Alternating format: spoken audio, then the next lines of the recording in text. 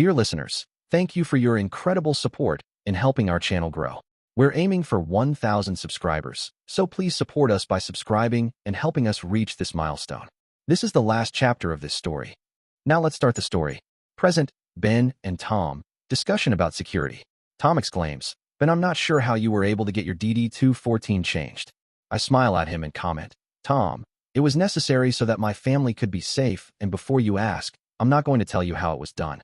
I'd like to change the subject and talk with you about increasing the security at the cabin. Tom smiles and replies, okay, I'm not going to mention your DD-214 again. So what sort of security do you want on the cabin? I think for a moment and reply, I don't think it needs to be as serious as it was before because the threat level isn't as high. But of course we need to have the front gate manned and probably some roving security. Tom asks, what about the so-called black witches? Are you worried about them taking your children and Jennifer? I inform him, Tom, we permanently took care of the black witches. Tom starts to ask a question when we're interrupted by Mira and Ira. Mira walks up and begins, Mr. Blaine, we would like to. Ira continues, work for you again. I smile at them and ask, so you don't want to live with Alexi anymore? What changed your minds? Ira starts, Mr. Blaine, we have spoken of this and decided. Mira finishes, that living in that environment was not conducive to our good health. Tom asks, what was so bad about living with Alexi? I know what is coming, so I excuse myself. Tom, you can stay and listen to this, but I still need to talk with Mabel about all our new guests. I begin to leave and Mira asks, Mr. Blaine, are all the strangers remaining in residence? I smile at them and answer, they are for now. Ira responds, then we will need to ensure they are not a danger to your family. I tell them, no you won't. We already know who they are. They were being held prisoner by the black witches and are innocent victims. You two would do well to remember when you were prisoners. Ira remarks and asks, Mr. Blaine, that is something that Mira and I choose to not reflect upon. Did the Sweat Lodge ceremony provide resolution to the Black Witch problem? I can see that Tom is going to ask about the Sweat Lodge ceremony, and I nip it in the bud by saying, sorry, I still need to talk with Mabel. Mira and Ira, you are welcome to stay here for as long as you desire. I leave and watch as Tom and the twins continue to talk. I walk into the kitchen and Mabel immediately asks, Ben, how many more people am I cooking for? I reply, Mabel, I'm not exactly sure how many people the FBI rescued. Let me find the head agent and ask him. Mabel announces, Ben, we will probably need to purchase more groceries. Shit, I'd forgotten that Mabel doesn't drive. I reply, that's okay, Mabel, make a list and I will get them for you. Mabel reminds me, sorry Ben, but I prefer to purchase the groceries myself. I reply, then make the list and I will take you to the store. While you're making a list, I will get a head count from the head FBI agent. I wander into the main conference room, approach the head FBI agent and ask, so, how many prisoners did you rescue? He of course replies with a question, why do you want to know? I decide not to be a pain in the butt and simply answer. Mabel wants to know how many people she needs to cook for. The head FBI agent comments, she is one fine cook. Please tell her that we rescued 48 prisoners. I wave and respond, she and I are headed to town to purchase more groceries. I head back to the kitchen and tell Mabel, the FBI rescued 48 adult and child prisoners. Mabel remarks, land sakes, I sure didn't think it was that many. I ask, is there a problem with the number of people you need to cook for? Mabel replies, not really, but I could use some help in the kitchen. I offer, I would be glad to help. Mabel gives me a strange look and asks, what do you know about cooking? I smile and reply, well, my specialty is grilling, but I sure can handle a knife with the best of them. Mabel says, well, we can give you a try and see how you work out. Now let's go get more food for lunch today. We walk to the garage, climb in a truck, and head to town. Present, Samantha, Bill, and Stacy, lunch. Stacy confronts him, Bill, that wasn't a nice thing to say. I complain, Stacy and Bill, if you're going to keep fighting with each other, then I'm going to leave. Bill replies, sorry Samantha, but I really didn't like the black witches. Stacy adds, Samantha, please stay. You don't want to disappoint Chef Henri. I threaten, okay, but if you two fight again, I'm leaving and going back to the cabin. Stacy informs me as she changes topics. We're going to hire some people to clean Alexi's house. I gasp and mention, I hope they are going to be men. Stacy laughs and replies, of course they will be. I sure don't want to have Alexi marrying any more women. Bill adds, Yasmin even agreed they had to be men. I suggest, Stacy, have you thought about starting a cleaning company? Stacy says, I'm not sure there would be much of a need in Leadville, but we can certainly let Alexi do the analysis on it. Bill, will you make sure to take care of that? I wonder, Bill, how are things coming with a bodyguard for me? Bill says, we should have one for you this afternoon. Flashback, Gladys, Masha, and Tanya, more discussion. Gladys talked to the man at the rental counter and said, we need to get a car for Tanya. The man replied, I know you, and that's not a problem. He looked at Tanya and asked, let me see your license, ma'am. Tanya looked in her wallet and swore, I can't believe it. Gladys asked, what's wrong? Tanya replied, my license is missing too. I said, I have my license. The counterman said, let me see your license. I handed him my license, and he commented, this was just issued today? I proudly replied, yes it was. He handed my license back to me and said, sorry, but we can't rent a car to you. You don't have enough driving experience. Gladys practically exploded. Ladies, let's forget this place which obviously doesn't want our business and take my car to run errands. What is the first stop you need to make? Tanya answered, we never got to the phone or computer store. I lifted Linda's car seat. We walked outside, entered Gladys' Rolls Royce, and she directed the driver. Please take us to the closest phone store. Tanya interjected, please make it the closest T-Mobile phone store since that is the service I already use. The driver cordially replied, yes, MS. It didn't take long for us to arrive at the phone store. I brought Linda in her car seat and was amazed at the size of the phones. They were huge. A saleswoman approached us and Tanya said, my phone was recently broken. She asked, what was your phone number? Tanya gave her the phone number and the saleswoman said, it's a good thing you have insurance on your phone. We will replace it for free. Do you need anything else? Tanya gestured toward me and said, we need to get a new number and the same phone for my friend. I complained, I'm not sure I need such a large phone. Tanya explained, Masha, my phone wasn't that large and besides, if the phone is too small it's not very usable. Gladys commanded, make sure you send the bills to me. The saleswoman replied, certainly. Do you have a credit card you would like me to use? Gladys opened her purse and handed the saleswoman a black credit card. The saleswoman remarked, I've heard about these, but have never seen one. There will certainly be no issue. Is there anything else we can provide for you?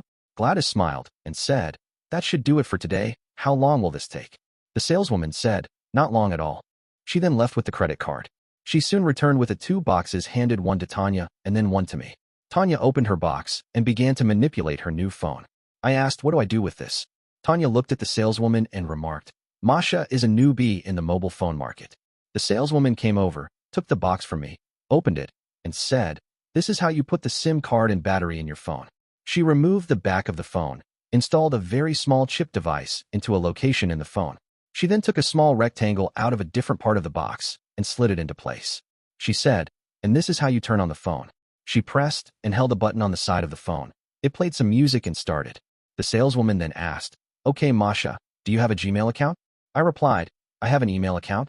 She clarified, no, I said a Gmail account from Google. I answered, no, I've never heard of Google. What is it? The saleswoman explained, Google is a company which provides a search engine on the internet. They also provide people free email accounts called Gmail. Your new phone uses the Gmail account to store much of your data in the cloud. I interrupted. What is this cloud? She explained, it's online data storage that exists on the internet. I frowned and asked, is that safe? Tanya replied, of course it is, Masha. I keep some of my data there. The saleswoman set up a Gmail account that was practically my name, which was nice. When she was finished, the phone beeped then vibrated. The saleswoman said, here's your new phone. I asked, okay, now what do I do with it? Tanya interjected, Masha, don't worry about it. I will show you everything. Gladys said, okay, so now we're headed to the computer store. We returned to Gladys' Rolls Royce. I placed Linda into the back and Tanya suggested, Masha, did you call Louise yet about working with you? I answered, not yet. Tanya said, let's teach you how to make a phone call on your new phone. What's Louise's phone number? I pulled out my little book and gave her the phone number. Tanya showed me that when you pressed a button on the phone, it gave you a keypad. Then she dialed the number for me and handed me the phone. It rang, but I didn't get an answer, so I said, she's probably working and couldn't answer. Tanya showed me how to end the call. I didn't even realize it, but we had arrived at the computer store. Gladys announced, now it's time to purchase a new computer for you. I waffled, I'm not sure I need a computer. Gladys interrupted. Now, Masha, we agreed on this already. Flashback, Ben and Jack, the continuing saga. I found Jack and complained. Jack, the scumsuckers kicked Amir out of the hospital. Jack asked, why the hell did they do that? I replied, the doctors gave me some lame excuse about him bothering the nurses. I think I have to go and find him. Jack cautioned, hell Ben, you just got back here. Do you really think it's wise to leave? I answered, Jack, I'm sure he's upset that they asked him to leave. I'm concerned the Taliban will capture him again. Jack cautioned, Ben, I don't think the doctors would lie about Amir bothering the nurses. And I'm not sure that Lieutenant George would give you permission to leave. I laughed and replied, screw Lieutenant George and the horse he rode in on. Jack, I'm going out to find Amir whether you like it or not. Jack suggested, Ben, it would be safer at night. Perhaps you should wait? I countered, and give the Taliban scumsuckers a chance to catch Amir? No way. I'm gearing up and leaving.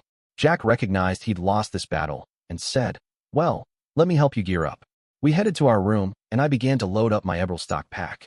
Flashback, Glenn, good news from the JAG officer.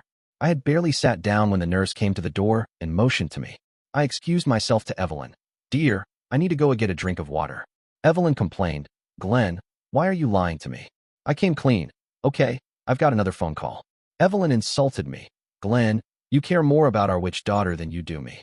I didn't honor her insult by saying anything. I followed the nurse to the station. We went through the whole phone routine again. The JAG officer came on and said, Glenn, I have some good news for you. Amazed at his quick action, I asked, what were you able to do? The JAG officer confessed, it wasn't me. Somehow Jennifer's college professor found out about what happened. He called the FBI and worked out a deal where Jennifer will fix the computer hacking problems with the power grid, and because of that she won't be charged for hacking into the system. I remarked, thank God for this minor miracle. The JAG officer agreed. Yeah, if he hadn't gotten involved and straightened the whole mess up we would have had big issues. Flashback, Mira and Ira, continuing. I remarked, my sister, it is good to see your improvement of health. Ira said, yes, perhaps I am not as severely injured as I assumed. I teased, my sister, you know what they say about assuming. It constructs a derriere out of you and me. Ira giggled and nestled closer, which made me feel better. Flashback, Todd, on the mission. With the piece of shit truck dead, I was forced once again to walk. However, since I knew the border patrol was going to be after me, I decided to take off cross-country. It would take longer, but I sure as hell didn't want to be stopped. Present, Ben and Mabel, grocery shopping. We arrive at the grocery store and Mabel remarks, this will be new experience for me. I ask, why's that? Mabel answers, at the restaurant, I just call in an order and the groceries are delivered. I quickly think and ask, with as many people as we're cooking for, do you think they would deliver to the cabin?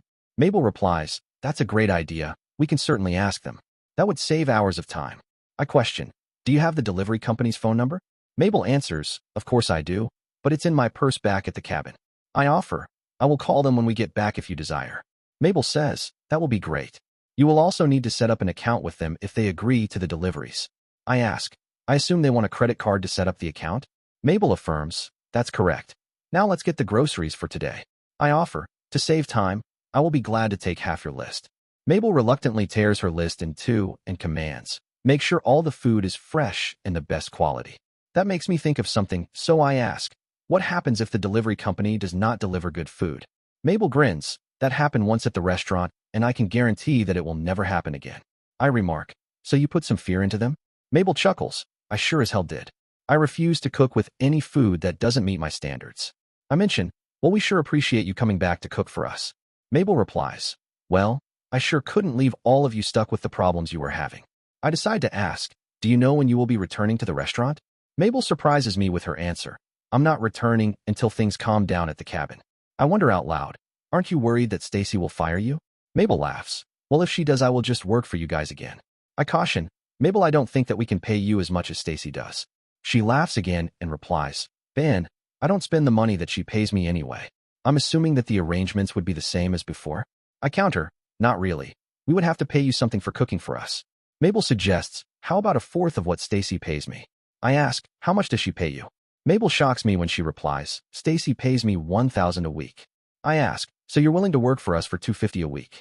Mabel adds, and of course a room in the cabin. I smile and reply, you've got a deal.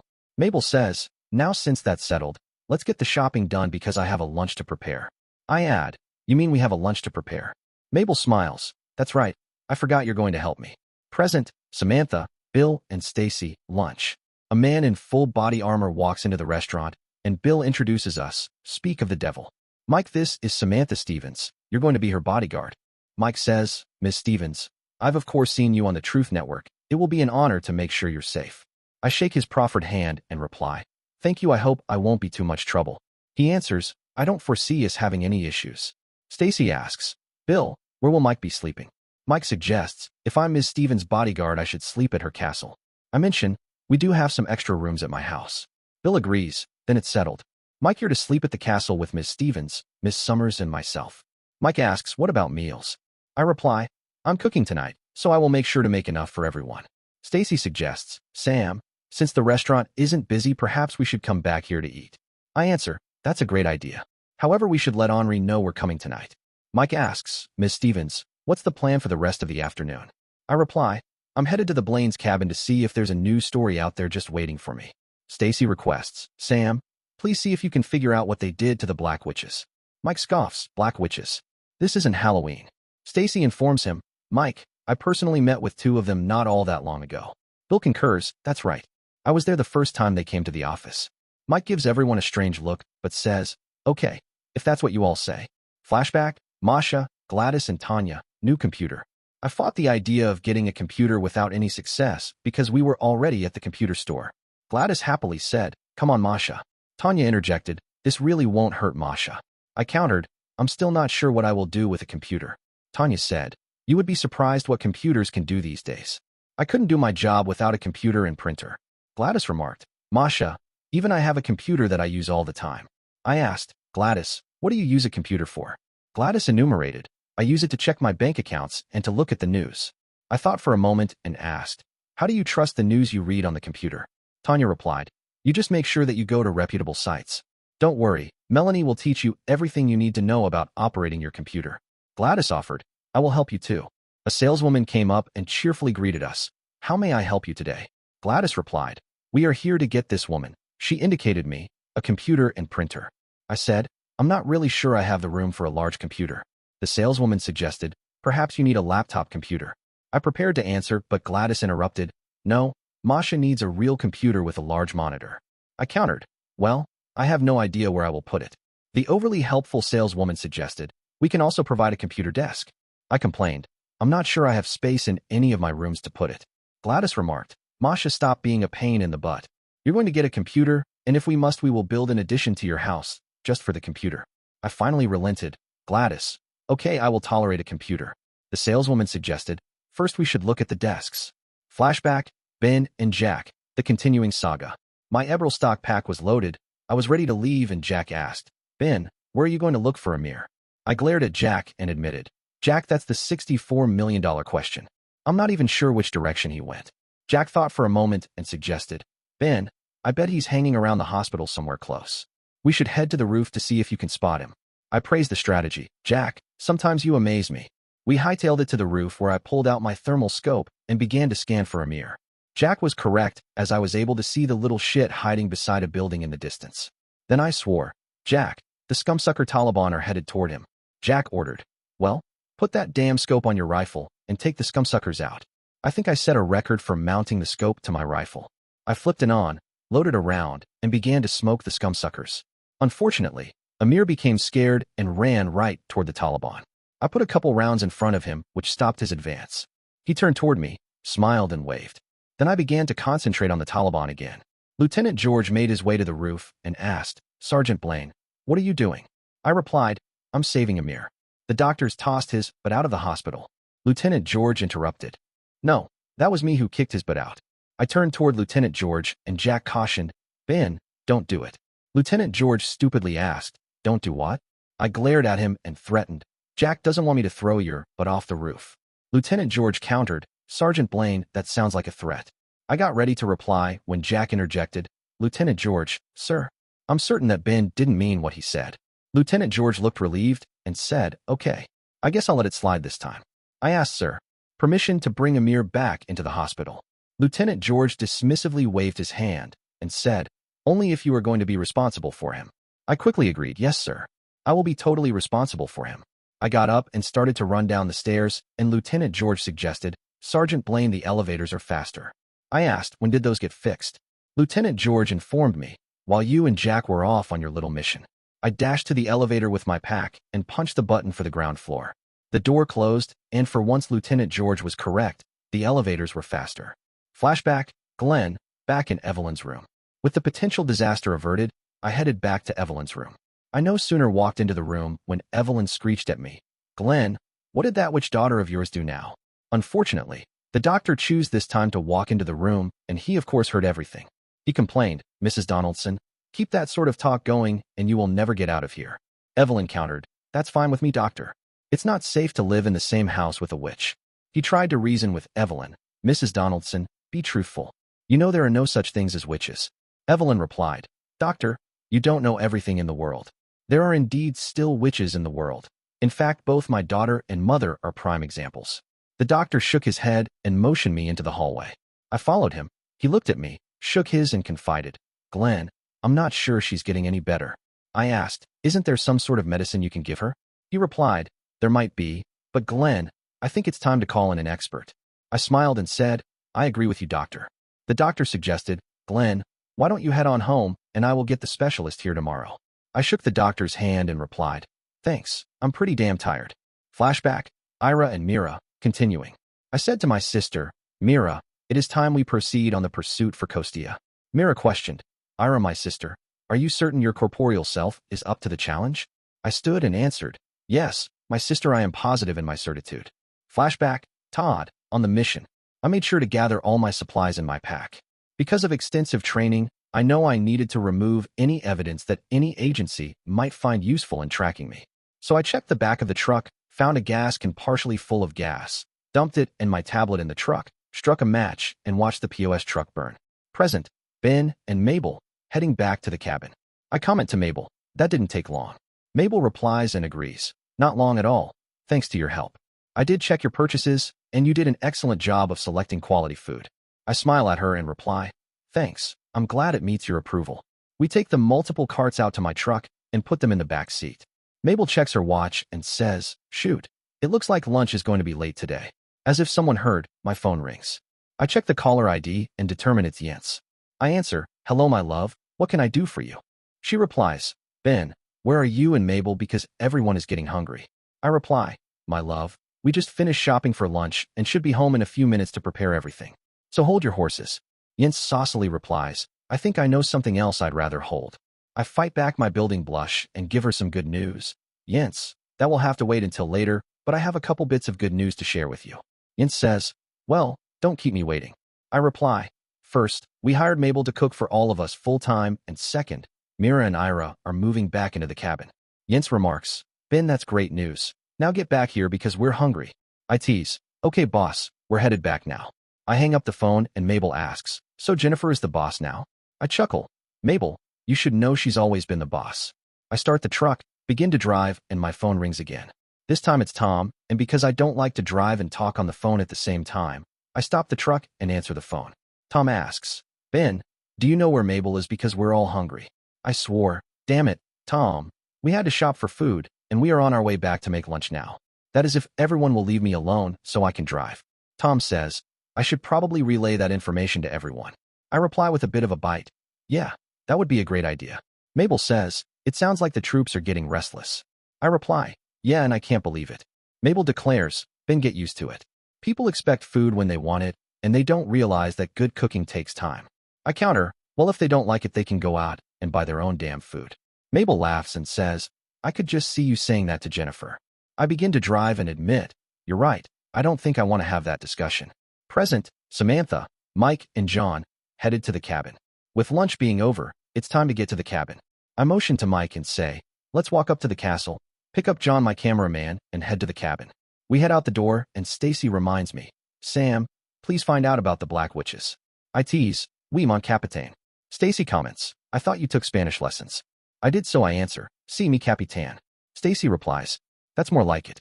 Mike asks, "So you speak French and Spanish?" I giggle and explain, "No, I speak Spanish and know a few words in French." Mike attempts a joke. "A person that speaks 2 languages is called bilingual. What do you call a person who only speaks 1 language?" I've heard this one before, but I humor Mike, "I'm not sure." He chuckles and replies, "An American." I give a half-hearted laugh and order, "Mike, stay here. I will get John in the van." Mike counters, "Sorry, Ms. Summers. I need to make sure that you're safe, so I'm coming in the castle." I snidely reply, "Whatever." Mike complains, "Ms. Summers, I'm just trying to do my job." I state, "Mike, the castle has a state-of-the-art alarm system. If there was a problem, we would know." Mike queries, "How can it be functional with John inside?" I inform him, "Because of the way it's configured. You will see later tonight." We both walk into the castle. John sees Mike and asks, "Who are you?" I reply, "John, this is Mike. He's my new bodyguard." John extends his hand to shake, and Mike says, "Sorry, I don't shake hands when I'm on the clock." I counter, "Mike, you shook my hand in the restaurant." Mike stated, "That was because you're my new boss." I order, "Mike, shake John's hand." John says, "Forget it, Samantha, Mike is too late. Are we headed somewhere?" I reply, "Grab your gear. We're headed to the Blaine's cabin to interview the prisoners. Mike annoyingly reminds me, don't forget that Ms. Summers wants to know about the so-called black witches. I glare at Mike and threaten, Mike, keep it up and you won't be my bodyguard. Mike arrogantly counters, Miss Stevens, only Bill can fire me. I've had my fill of Mike, so I pull out my phone, call Stacy and complain, Stacy, I don't think Mike is going to work out. Stacy orders, Bill, call Mike and find out what the hell is going on. Mike's phone rings. He answers and I can hear Bill reading him the riot act. Flashback. Masha, Gladys and Tanya, new computer. The saleswoman showed me what I considered to be a huge desk, and I complained, I do not have room for such a large desk. Tanya countered, Masha, I know that's a 3-bedroom house you live in, so don't tell me that you don't have room for that desk. I replied, one of the bedrooms is mine, the other bedroom is for Louise and Linda, while the third bedroom is set up for my husband Jack. Gladys asked, so what does Jack have in this bedroom? I replied, he has a work table and the gun safe. Sensing victory, Tanya laughed, and since he's deployed, how often does he use those things? I explained, he doesn't, but sometimes I do. Mention of the gun safe reminded me of killing the teenage girl, and I began to cry. Gladys asked, Masha, what's wrong? I once again explained, this whole situation reminded me of when I had to kill that teenage girl. Tanya remarked, Masha, we didn't know that unfortunate situation was still bothering you. I replied, well, it does. Gladys offered, Masha, perhaps you need to go to counseling for this. I replied, no, what I need is for me to not be constantly reminded about it. I'm sure Jack is going to be upset because the police confiscated the shotgun. Gladys offered, Masha, I will check and see if they will return it to you. Tanya attempted to support me. Masha, we are sorry for causing you pain about this. I dismissed it with a wave of my hand and said, let's just get this whole computer debacle over with. I looked at the saleswoman and asked, do you have any desks which are smaller? She smiled and replied, of course we do. My new phone interrupted her and startled me when it rang. I answered it and heard Louise. I'm not sure who called me. I replied, Louise, it is me, Masha. This is my new phone number on my new phone. Louise asked, what happened to your old phone? I replied, I was coerced into purchasing a new phone by Gladys and Tanya. I complained further. Now I'm being compelled to get a computer. To my surprise, Louise had an upbeat reply. Masha, that's great news. It's about time you got a computer. I answered, well, I'm not sure where we are going to put it. Louise suggested, how about the room with all of Jack's stuff in it? I said, I'm not sure there is enough room. Louise countered, Masha, don't be crazy. We can move the table out of the way and it will work great. She continued with a question, perhaps I could use the computer too? I looked at the saleswoman and asked, is it possible for more than one person to use a computer? Gladys interrupted, Masha, is that Louise? If so, make sure you tell her about the job offer and tell her it comes with a new laptop computer. The saleswoman motioned to us and said, I think you all are going to be busy. I will be back later to help you. I began to tell Louise about the job offer, and she became very excited. Flashback, Ben, the continuing saga. I hit the ground floor, got ready to dash outside, and was stopped by a corporal. He asked, Sergeant, where are you headed? I replied, I'm going to rescue Amir and bring him back to the hospital. He concurred with my mission and added, it was the lieutenant that caused the problems with him. I asked, I was told he was bothering the nurses? The corporal set me straight, like hell Amir did. While you were gone, the lieutenant thought he could get free passage into the nurses' panties. They didn't like it, so to shift notice from his actions, he blamed everything on Amir. I queried, are you sure about this? The corporal confirmed, hell yes, Sergeant. You can ask any of the men. Jack walked up, and I relayed everything to him. Jack, this corporal just gave me some important information. He told me that the lieutenant was chasing the nurses while we were gone, and then blamed it on Amir. Jack swore, that son of a bitch. So Ben, what are your plans? I replied, Jack, I think I'm through working with him. It's time that we fix his butt, but good. Jack asked, what do you have in mind? I pulled Jack to the side and detailed my thoughts. Flashback, Glenn, heading home. I was thankful that I could go home, and even hoped that Jennifer might be there when I arrived. I went to the parking garage, picked up my car, and slowly drove home. When I arrived home and pulled into the garage, Daniela was there to meet me. She remarked, Senor Donaldson, you look terrible. I tried to ignore her remark about her appearance and asked, is Jennifer here? Daniela replied, see, Senor Donaldson, she just arrived home. Are you hungry? I could make you something to eat. I thought for a moment and replied, Daniela, that would be nice. But first, could you ask Jennifer to come down here? Daniela left, and I slumped into my comfortable chair. It wasn't long until Jennifer stood at the doorway and said, Daddy, you're home. I'm so sorry for what happened. I held out my arms. She ran to me and jumped onto my lap. I held her and said, don't worry, things are going to be fine.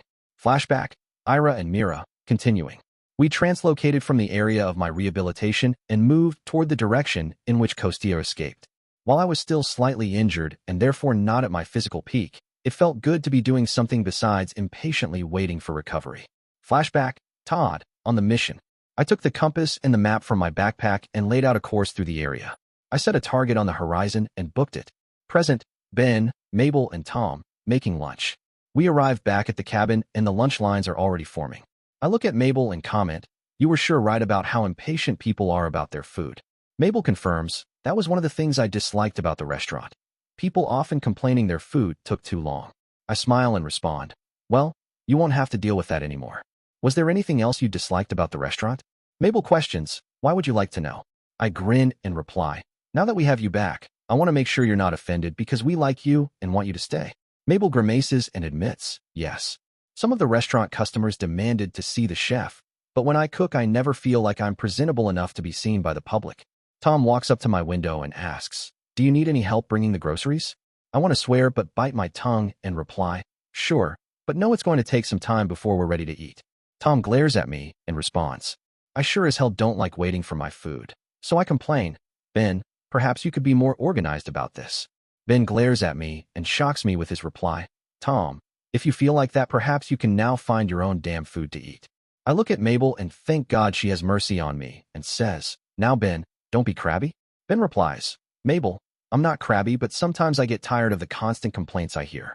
Tom apologizes and redirects my attention, "Sorry Ben, I didn't mean to insult you. How about I help cook lunch?" Now it's Mabel's turn to complain, "Tom, I'm not sure that I want you helping in the kitchen." Tom demands, "Why the hell not?"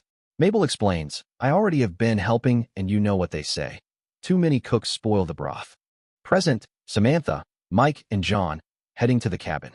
Mike complains, "Hey, I don't like the fact that you called Stacy and ratted me out." I counter, "Mike, you work for me, not the other way around." John interjects, "Mike really makes me appreciate Victor."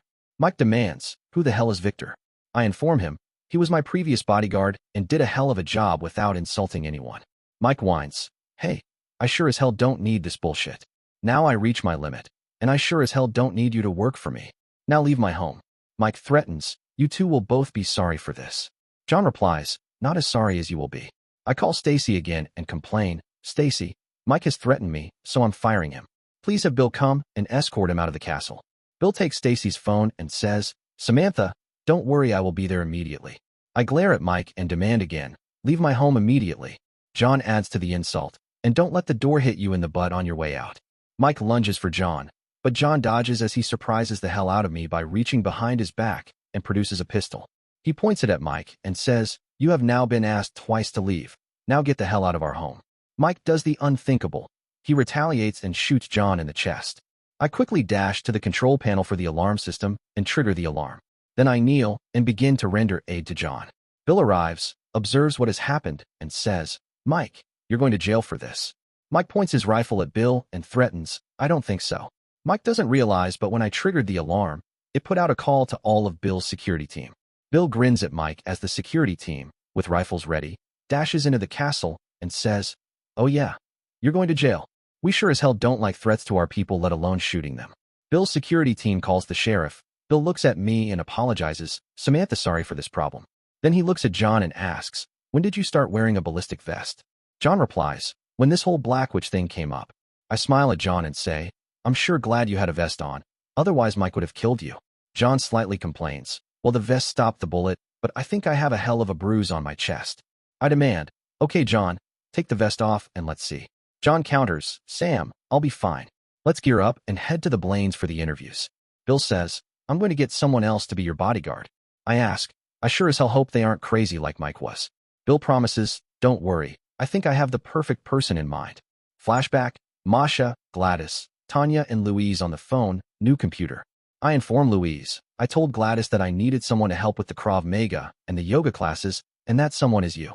Louise replied, "Masha, I'm not sure I can afford to take the job because I would lose the benefits of free tuition for my schooling."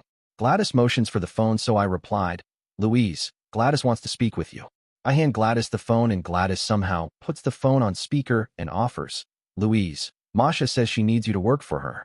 I am willing to match the offer from your current job, including the health care, and I will even throw in a new laptop." We hear Louise reply, Gladys, I'm not sure what to say. I have worked at this store forever and never thought I would leave. Gladys said, well, you need to decide. Louise said, I would love to take the offer, however, I would need to know that I have some sort of job security. Gladys comforted her, as long as Masha is happy with you, you can be sure that you will have a job. Louise confessed, Masha, I'm not sure what I will do for you. I replied, Louise, you would help instruct the Krav Maga classes and the yoga classes.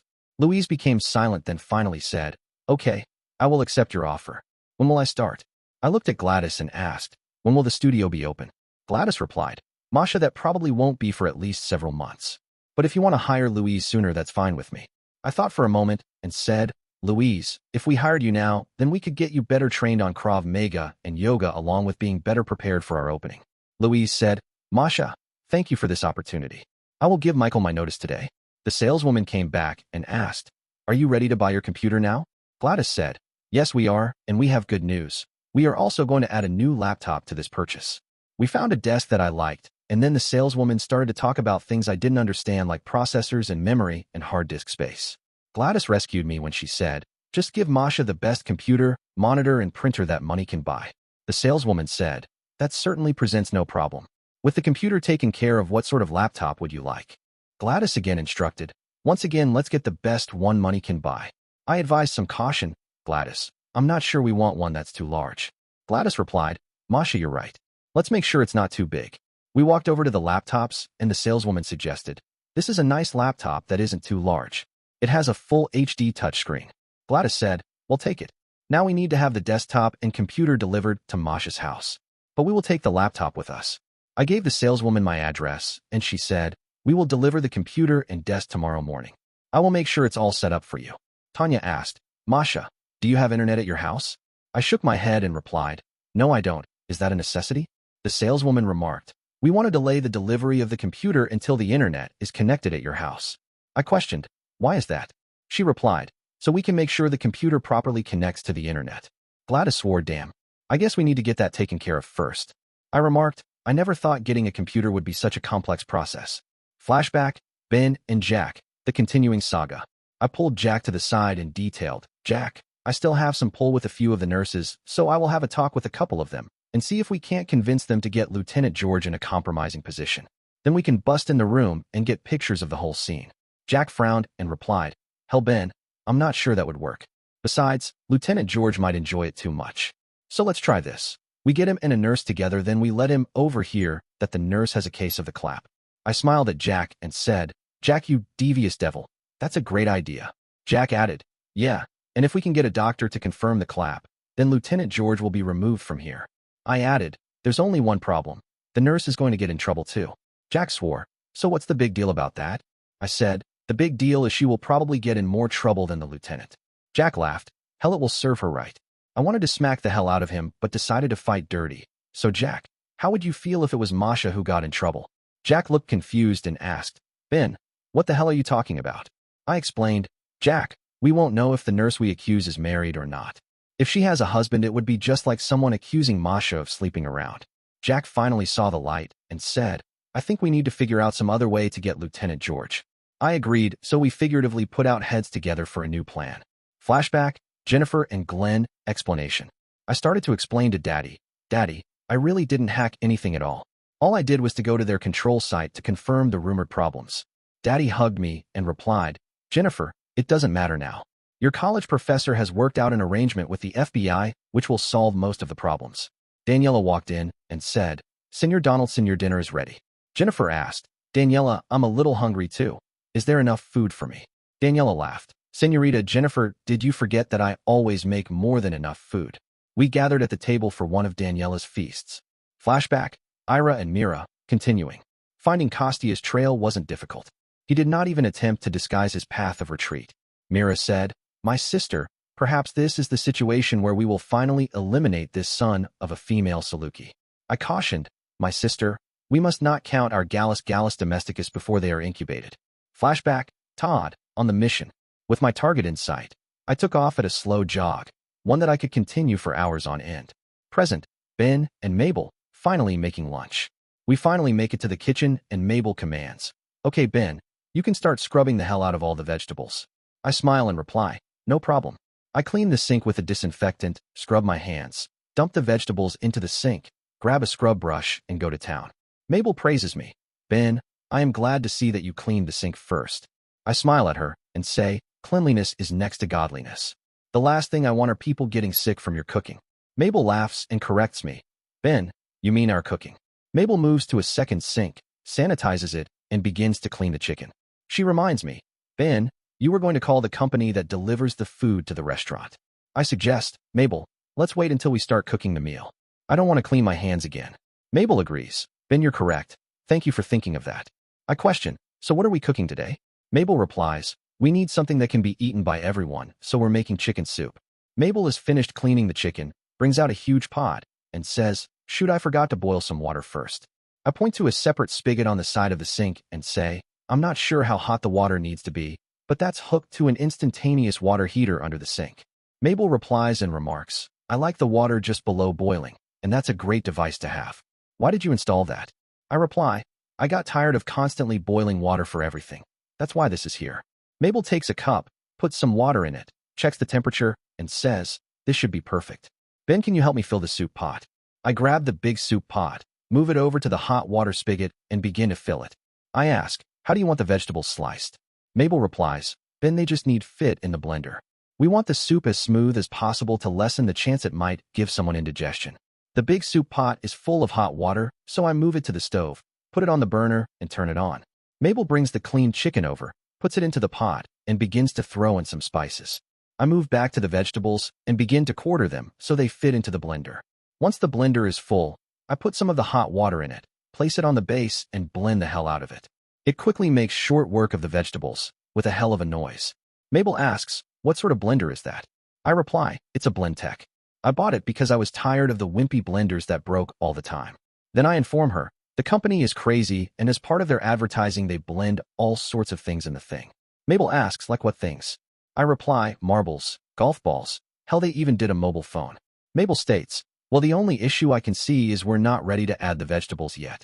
I state, don't worry, we have several containers available.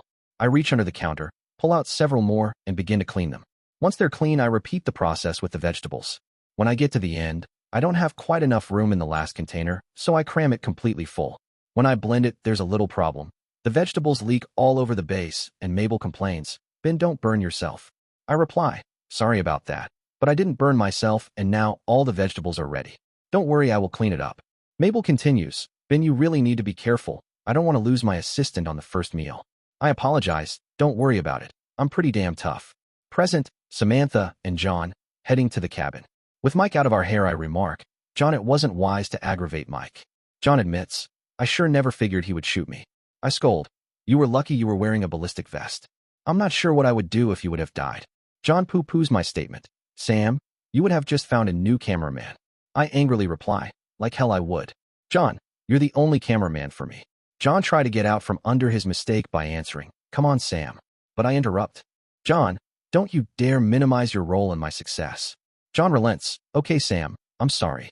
I don't let him off the hook that easy and say, sorry, and John thinks for a moment and replies, sorry, and I promise not to antagonize our next bodyguard. I continue and John thinks quickly and says, and I promise to get a new ballistic vest and wear it. I finally nod my agreement. Present, Samantha and John at the cabin. We arrive at the cabin, and I realize the scope of the rescue. John whistles. Damn, that's a hell of a lot of prisoners. Jennifer comes up to the van and greets us. So you finally made it. I smile at her and apologize. Sorry, we had some issues with my new bodyguard. Jennifer asks, what happened? John answers, the crazy guy shot me. Jennifer looks him over and comments, I don't see any blood. I explain, John was wearing a ballistic vest. Wanting to change the subject, John asks, so how do you want to proceed? Jennifer replies, Sam, these women have been through hell, so you need to take it easy on them. I reply, of course, and I'm sure we will avoid any talk about the whole witch situation. John reminds me, Sam, did you forget what Stacy wanted to know? Jennifer frowns at his comment and complains, what does that bitch want to know? I answer, she was wondering how you defeated the black witches. Jennifer grins, leans closer, and confides to me, tell her to go suck an egg. Flashback, Masha, Gladys, and Tanya, getting internet. Gladys suggested, Masha, if you don't mind, we can contact my ISP and have them provide internet for your house too. I asked Gladys, what is an ISP? Gladys explained, it's an acronym that actually means Internet Service Provider. Tanya furthered the explanation. Masha, it's a company that provides internet to customers.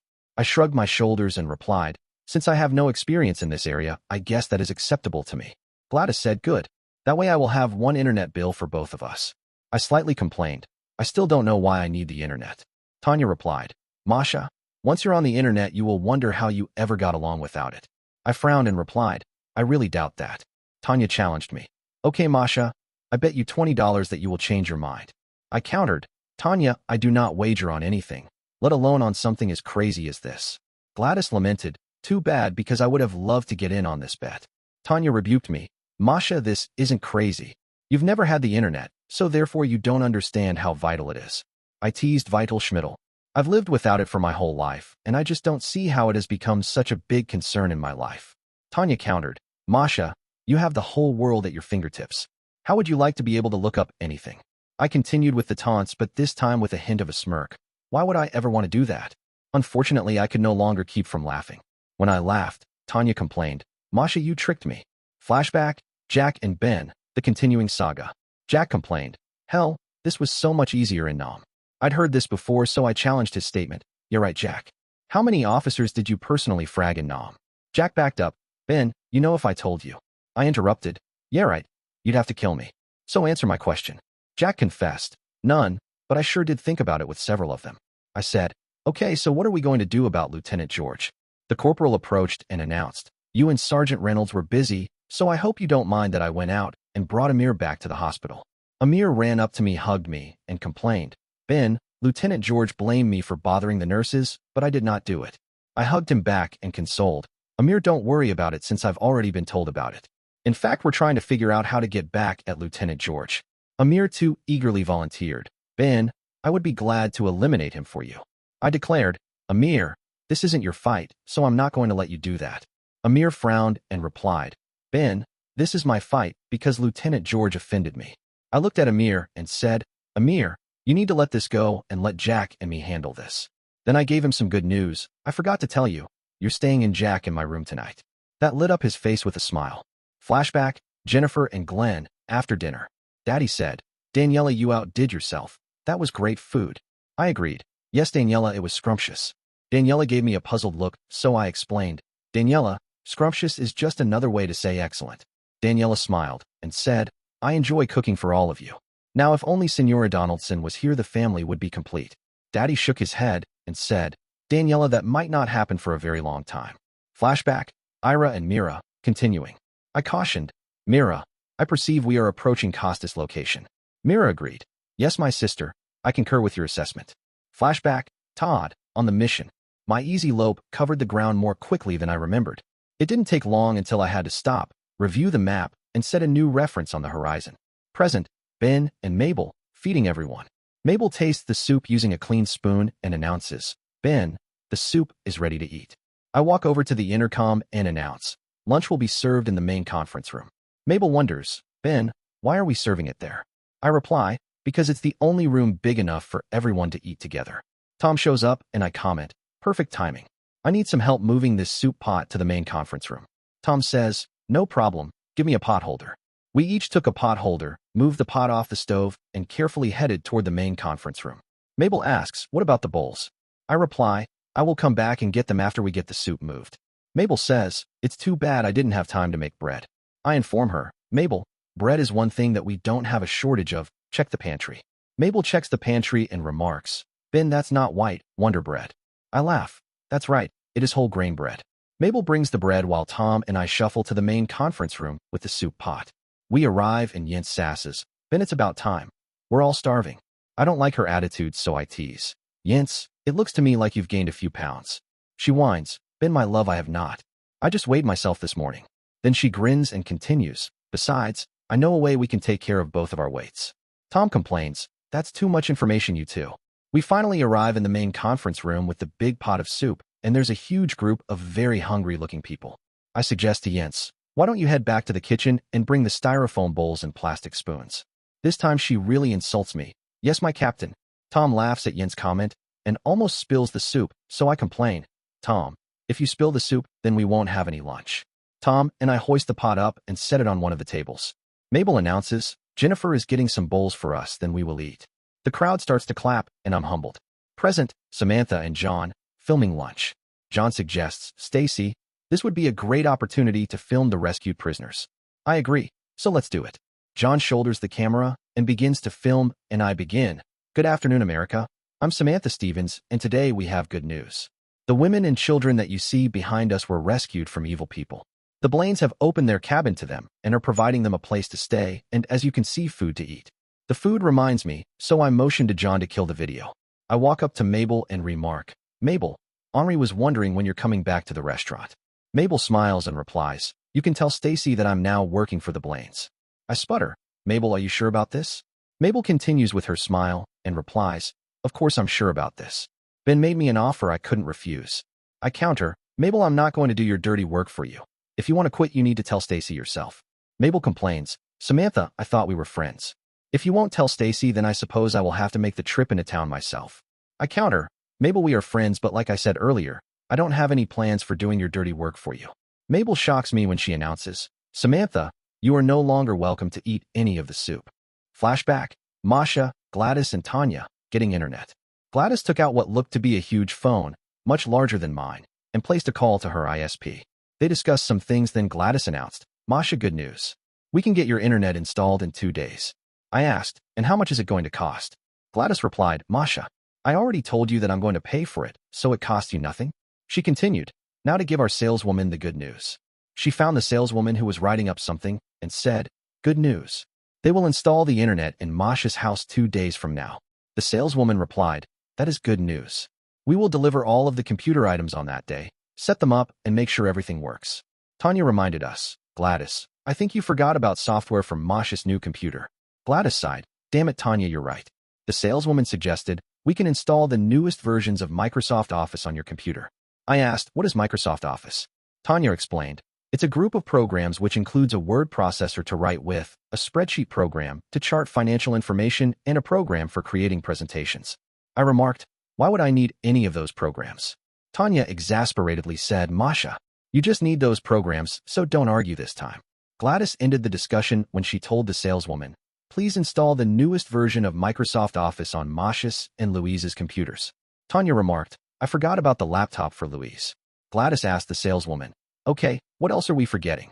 The saleswoman all too cheerfully replied, we recommend that antivirus and anti-malware programs are installed on all our systems. I once again asked, why are those programs recommended? The saleswoman answered, they protect your computer from infections. Before I could again request more information, Gladys said, thanks, I forgot about those. Yes, please make sure they are installed on both computers before they leave the store. I had my fill of feeling a total lack of control, so I complained, I do not understand why I need all those programs, and they must be expensive.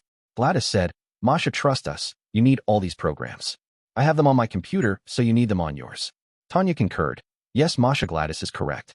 Flashback, Ben and Jack, the continuing saga. With Amir properly appeased, it was time to figure out what to do about Lieutenant George. I suggested, Jack, if we stop doing our jobs at our normal high level, how would that affect Lieutenant George? Jack said, Lieutenant George would just complain to Colonel Maggie. I further suggested, how about if we complain to Colonel Maggie first? Jack shot this idea down too. No, that wouldn't work because she wouldn't listen to us. I was frustrated, so I said, Jack, then don't worry about it. I will take care of Lieutenant George myself. Jack cautioned me, Ben, don't do anything crazy. I laughed and replied, Jack, you know me too well. Now to find Lieutenant George and let his poorly thought out actions hatch my plan. Flashback, Jennifer and Glenn, the rest of the night. I asked Daddy, is it okay if I go to my room? Daddy warned, Jennifer, please don't go on the computer tonight. I crossed my heart and replied, don't worry, Daddy, I won't. I got to my room, sat on the bed, and wondered what in the heck I should do. Suddenly, Grandmother appeared and startled me. I jumped. She laughed and said, Jennifer, you should know better than to be scared by me. I laughed with her and replied, well, if I could do that to you, then it might make us even. Grandmother, why are you here? She replied, my girl, I've decided since your mother isn't here to be distressed by your study of witchcraft, then you should be able to study the witch manual again. I excitedly said, Yippee Skippy. I was wondering what I was going to do. Now I know. I waved my hands, and the book appeared just like before. Flashback, Ira and Mira, continuing. We took turns approaching Kostia's position by pilfering spots behind cover until further potential locations were in non-existence. Mira foolhardily announced, Ira, I'm going to terminate our nemesis. She stepped out from behind the cover and was immediately wounded by a well-placed shot. Flashback, Todd, on the mission. With my new landmark established, I resumed my easy loping pace. Present, Ben and Mabel, lunch is finished. The hungry horde makes short work of the soup, and Mabel remarks, Ben, I think we barely made enough. I concur. Mabel, you're right. I knew they were hungry, but I didn't think they had been starved. Mabel remarks, it was a good idea to use the styrofoam bowls because I can't imagine doing this many dishes. I add, yeah, what a frightening thought. If this keeps up, we're going to need an industrial dishwasher. Mabel thinks for a moment and suggests, perhaps we could feed them at Stacy's restaurant. I shoot down that idea by saying, Mabel, since you quit working for Stacy, I don't think she's going to let you use the restaurant. Besides, it would cost a fortune to pay for this many people to eat at the restaurant. Then I continue, so when are you going to tell Stacy? Mabel frowns and says, Ben, I don't suppose. I interrupt. Mabel, don't even continue. The last thing I want is to talk to Stacy. Mabel apologizes, sorry, Ben, I forgot the issues you've had with her. I confess, Mabel, you probably only know half of what she's done, not just to me, but to my family. Mabel shakes her head and replies, now you understand why I don't want to work for her anymore. She's rich and feels entitled. That makes working for her a real chore. I continue my rant. Entitled hell, I once made a mistake with her, and I never will again. Mabel asks, Ben, what do you mean? I explain. She was on the run, and I saved her from some bad people.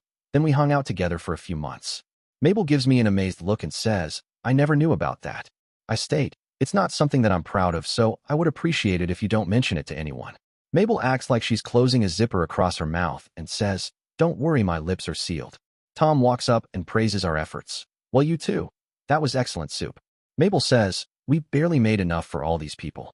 Tom states, I guess those black witches didn't really feed the prisoners when they had them. I reply, then it's a good thing we made soup for lunch since it will be easy for them to digest. Then I continue. Mabel, what are we making for dinner?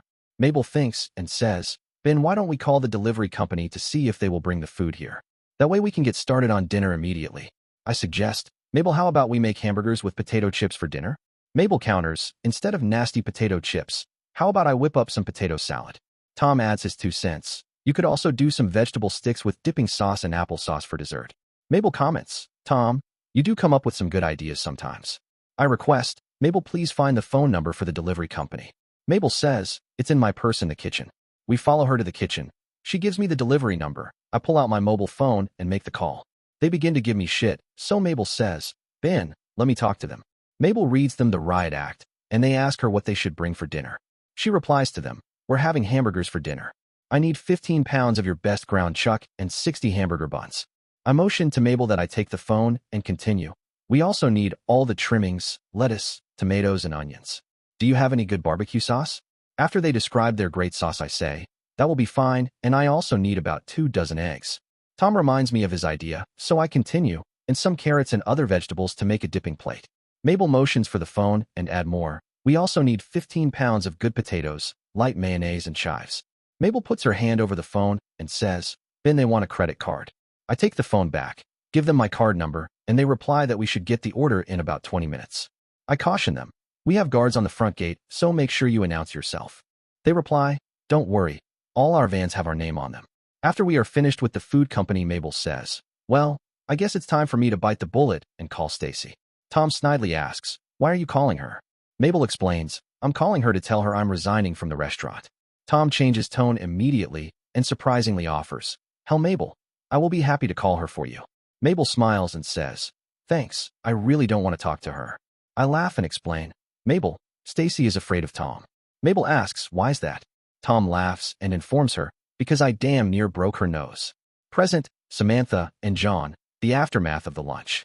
John remarks, damn, Samantha, you really pissed off Mabel. I grin at him and reply, well, she's going to learn that I won't do her dirty work for her. John complains, I'm not sure it was a good idea. I ask why not. John says, well, if we're going to be here for some time, I would like to eat every once in a while. I suggest, well, we can always call Stacy and have our meals delivered from the restaurant. John holds up his hands and cautions, that would really piss Mabel off. I smile at him and reply, that's right. Flashback, Masha, Gladys, and Tanya, heading to Masha's house. With everything finished at the computer store, Gladys suggested, Masha, let's get some lunch. I checked my watch, was shocked at the time, and replied, it would save me from making lunch for myself and Linda at home. Tanya then asked, I'm assuming we're going to the organic bistro again? I smiled and said, only if it's no problem for anyone else. Gladys asked, so you would be open to going to another restaurant? I emphatically stated, that's fine with me, however, Linda, and I might not eat if there is no appropriate food on the menu. Gladys laughed and said, that's what I thought. Well then, let's go to the organic bistro. We walked out to Gladys' limousine. I put Linda in the back and Gladys ordered, driver, please take us to the organic bistro. We arrived in a short amount of time, and as Gladys walked in, she ordered, I need a table for 3.5. The waiter said, I'm sorry, but we have a 15-minute wait for tables. At first I was concerned that Gladys was going to be upset, but she noticed that the organic bistro was full and remarked, this place does better business than I thought. I remarked, I am not surprised since it is very difficult to find healthy food if you don't prepare it yourself. Tanya boldly suggested, Gladys, you should consider purchasing this restaurant. Gladys thought and replied, that might not be a bad idea. I cautioned, Gladys, have you ever owned a restaurant? Tanya laughed and explained, Masha, Gladys already owns 3 restaurants. In shock I replied, I am sorry, Gladys, but I just didn't want you to deal with all the problems that come with owning a restaurant if you were not prepared. Gladys remarked, you know, I could instead turn one of the restaurants I own into an organic restaurant. Once again I cautioned, Gladys, I'm not sure that would be wise. It takes special cooks and products to meet the organic criteria. Flashback, Ben, the continuing saga. I marched up to Lieutenant George and announced, Sir, permission to leave on a mission. He glared at me and said, Sergeant Blaine, you just arrived back at the hospital. Where the hell do you want to go now? I mildly taunted him. Sorry, sir, I can't tell you. He practically exploded. Sergeant, why the hell not? I fought back a grin and with a stone face replied, Sir, it's a secret mission that you don't have the clearance for. That pushed him over the edge and he demanded, Sergeant, I know I have a higher security clearance than you do, so you will tell me. In keeping with my plan, I grinned at him and laughed. That resulted in what I wanted. He took a swing at me. I didn't even dodge and let him hit me. Flashback, Jennifer, studying. I was thankful to be studying the book again. However, I still felt a little guilty that Mother was still in the hospital. Grandmother appeared again and suggested, Jennifer, you should actually try some of the spells which you are learning. I asked, try them? On whom? She suggested, me of course, or Glenn. However, I would not try them on Daniela. I asked, why not on Daniela? Then I continued, oh yeah, you always caution me about her, because she might really believe in witches. Grandmother smiled and said, that's right. She says she doesn't believe in witches, however we can't be sure that's the truth. I smiled and said, so it's better to be safe than sorry. Grandmother confirmed, that's right, Jennifer, so go ahead and try that spell on me. I tried it, and Grandmother encouraged me. Jennifer, that was great. You are becoming such a good little witch. Flashback, Ira, rendering aid. I fired like the devil in the direction of the shot, which injured Mira, but viewed Kostia escape our clutches. Then I carefully crept to Myra's side and inquired, my sister, is your wound regretful? Mira bravely rose up and replied, my sister, regretful it is, but it will not be terminal. I stated our situation. Kostia has once again departed from this locale and avoided retribution. Flashback, Todd, on the mission. Once again, I covered ground faster than expected, and I had to acquire a new point of reference on the horizon. Present, Ben, Mabel, and Tom. The food arrives for dinner. We haul the now empty soup pot back to the kitchen, and Tom offers, I will be glad to clean this for you. I reply, thanks for the offer, but if I work it right, this should fit in the dishwasher. Tom questions, so it doesn't even need to be pre-washed? I shake my head and continue, not with our dishwasher.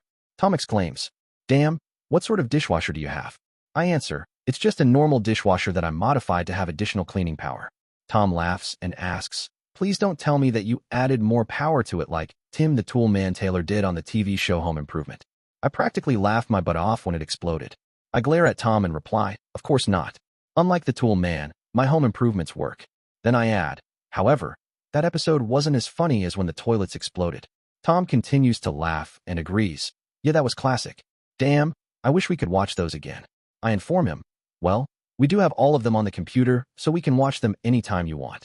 Tom asks, how did you? He pauses and then says, forget it. I'm sure I don't want to know. I smile at him and agree, yeah, you probably don't want to know. The front gate announces over the intercom, Ben, there's a food truck here with a delivery. I walk over to the intercom, press the button, and say, please send them to the front door of the cabin. I ask Tom, you feel like helping bring the food into the kitchen? He eagerly replies, of course, especially since I can't wait to have one of your famous hamburgers. However, what I would really like is some of your chili. I explain, Tom, the chili would be too spicy for the prisoners.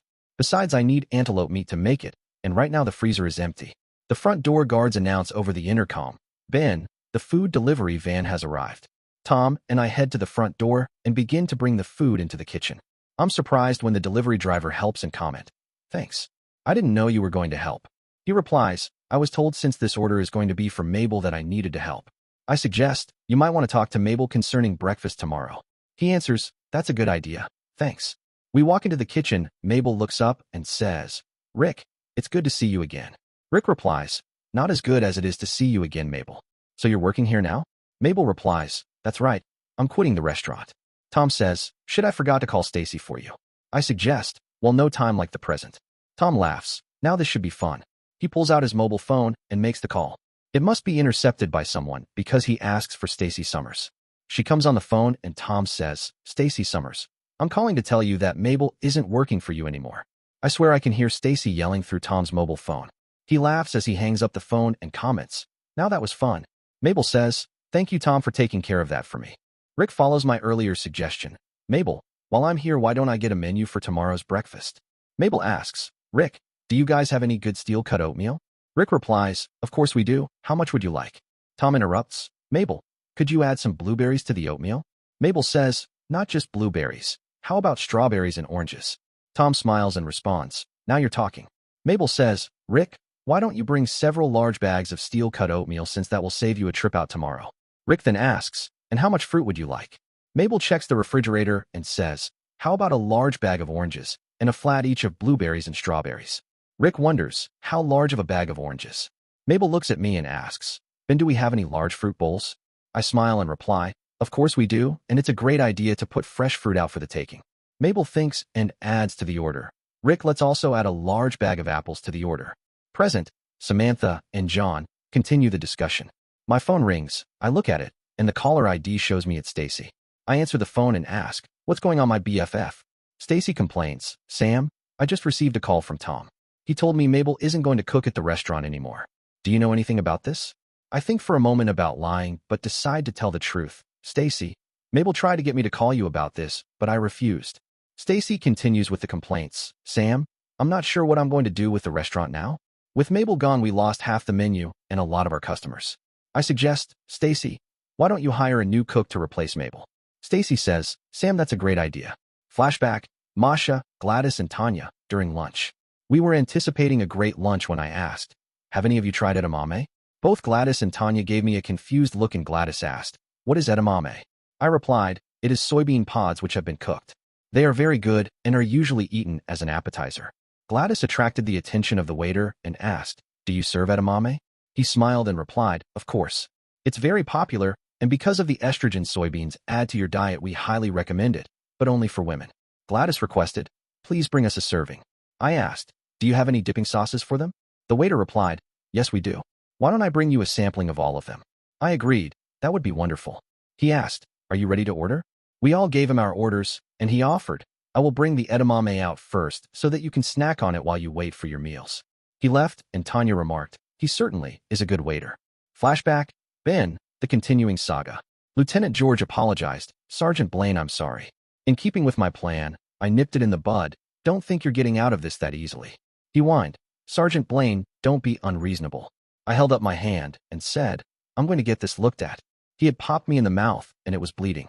As I began to leave, he grabbed my arm, and I yelled, "Help. Lieutenant George is assaulting me." Some of the troops arrived. They looked at us, and some of the men said, "We're tired of him. Let's kill his butt." I can't believe he attacked Ben. Look, his mouth is bleeding. I stopped them when I ordered, "Men, don't retaliate." Jack ran into the room, took a look at me, and said, "Ben, you let Lieutenant George do that to you?" I winked at him and replied, "That's right, Lieutenant George hit me for no reason at all." Lieutenant George tried to defend himself. Sergeant Blaine aggravated me.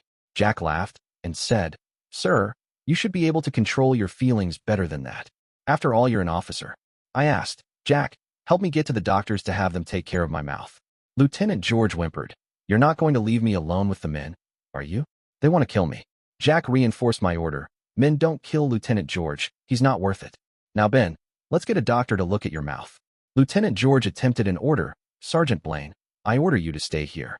Jack empathically countered, "Sir, we are not going to follow that order." Jack took me out into the hallway and then said, "Damn, Ben, Your mouth is a mess. I smile at him and suggested, not as bad as it's going to be after you hit me.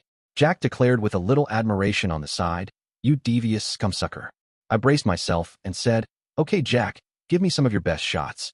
Jack popped me in the mouth. Then I teased, damn, my grandmother hit harder than that. Jack hit me again, and this one really hurt. We arrive in the emergency room where the doctor looked at me and asked, Sergeant, who have you been fighting this time? Jack informed him, Lieutenant George hit Ben in the mouth. The doctor swore, that stupid scumsucker. He touched my mouth. I grimaced and swore, damn, that hurts. The doctor said, Sergeant, we might want to send you to the boo to have a dentist check your teeth. I would hate to have you lose them from this. Jack asked, Doctor, will you please document this? He replied, of course I will. I still can't believe that Lieutenant George was stupid enough to hit you. Jack asked, Doctor, will you arrange for the transport to the boo? He replied, I certainly will, but let me finish with the examination and documentation first. Flashback, Jennifer, studying. I continued trying the spells on grandmother, and she continued to praise. I wanted to try one on Daddy, so I asked, Grandmother, if I try a spell on Daddy, how will I know it works? Grandmother replied, Jennifer, perhaps you're right to be cautious, and you shouldn't try anything on Glenn. So I continued practicing on grandmother when she said, Jennifer, Daniela is coming, so I need to go.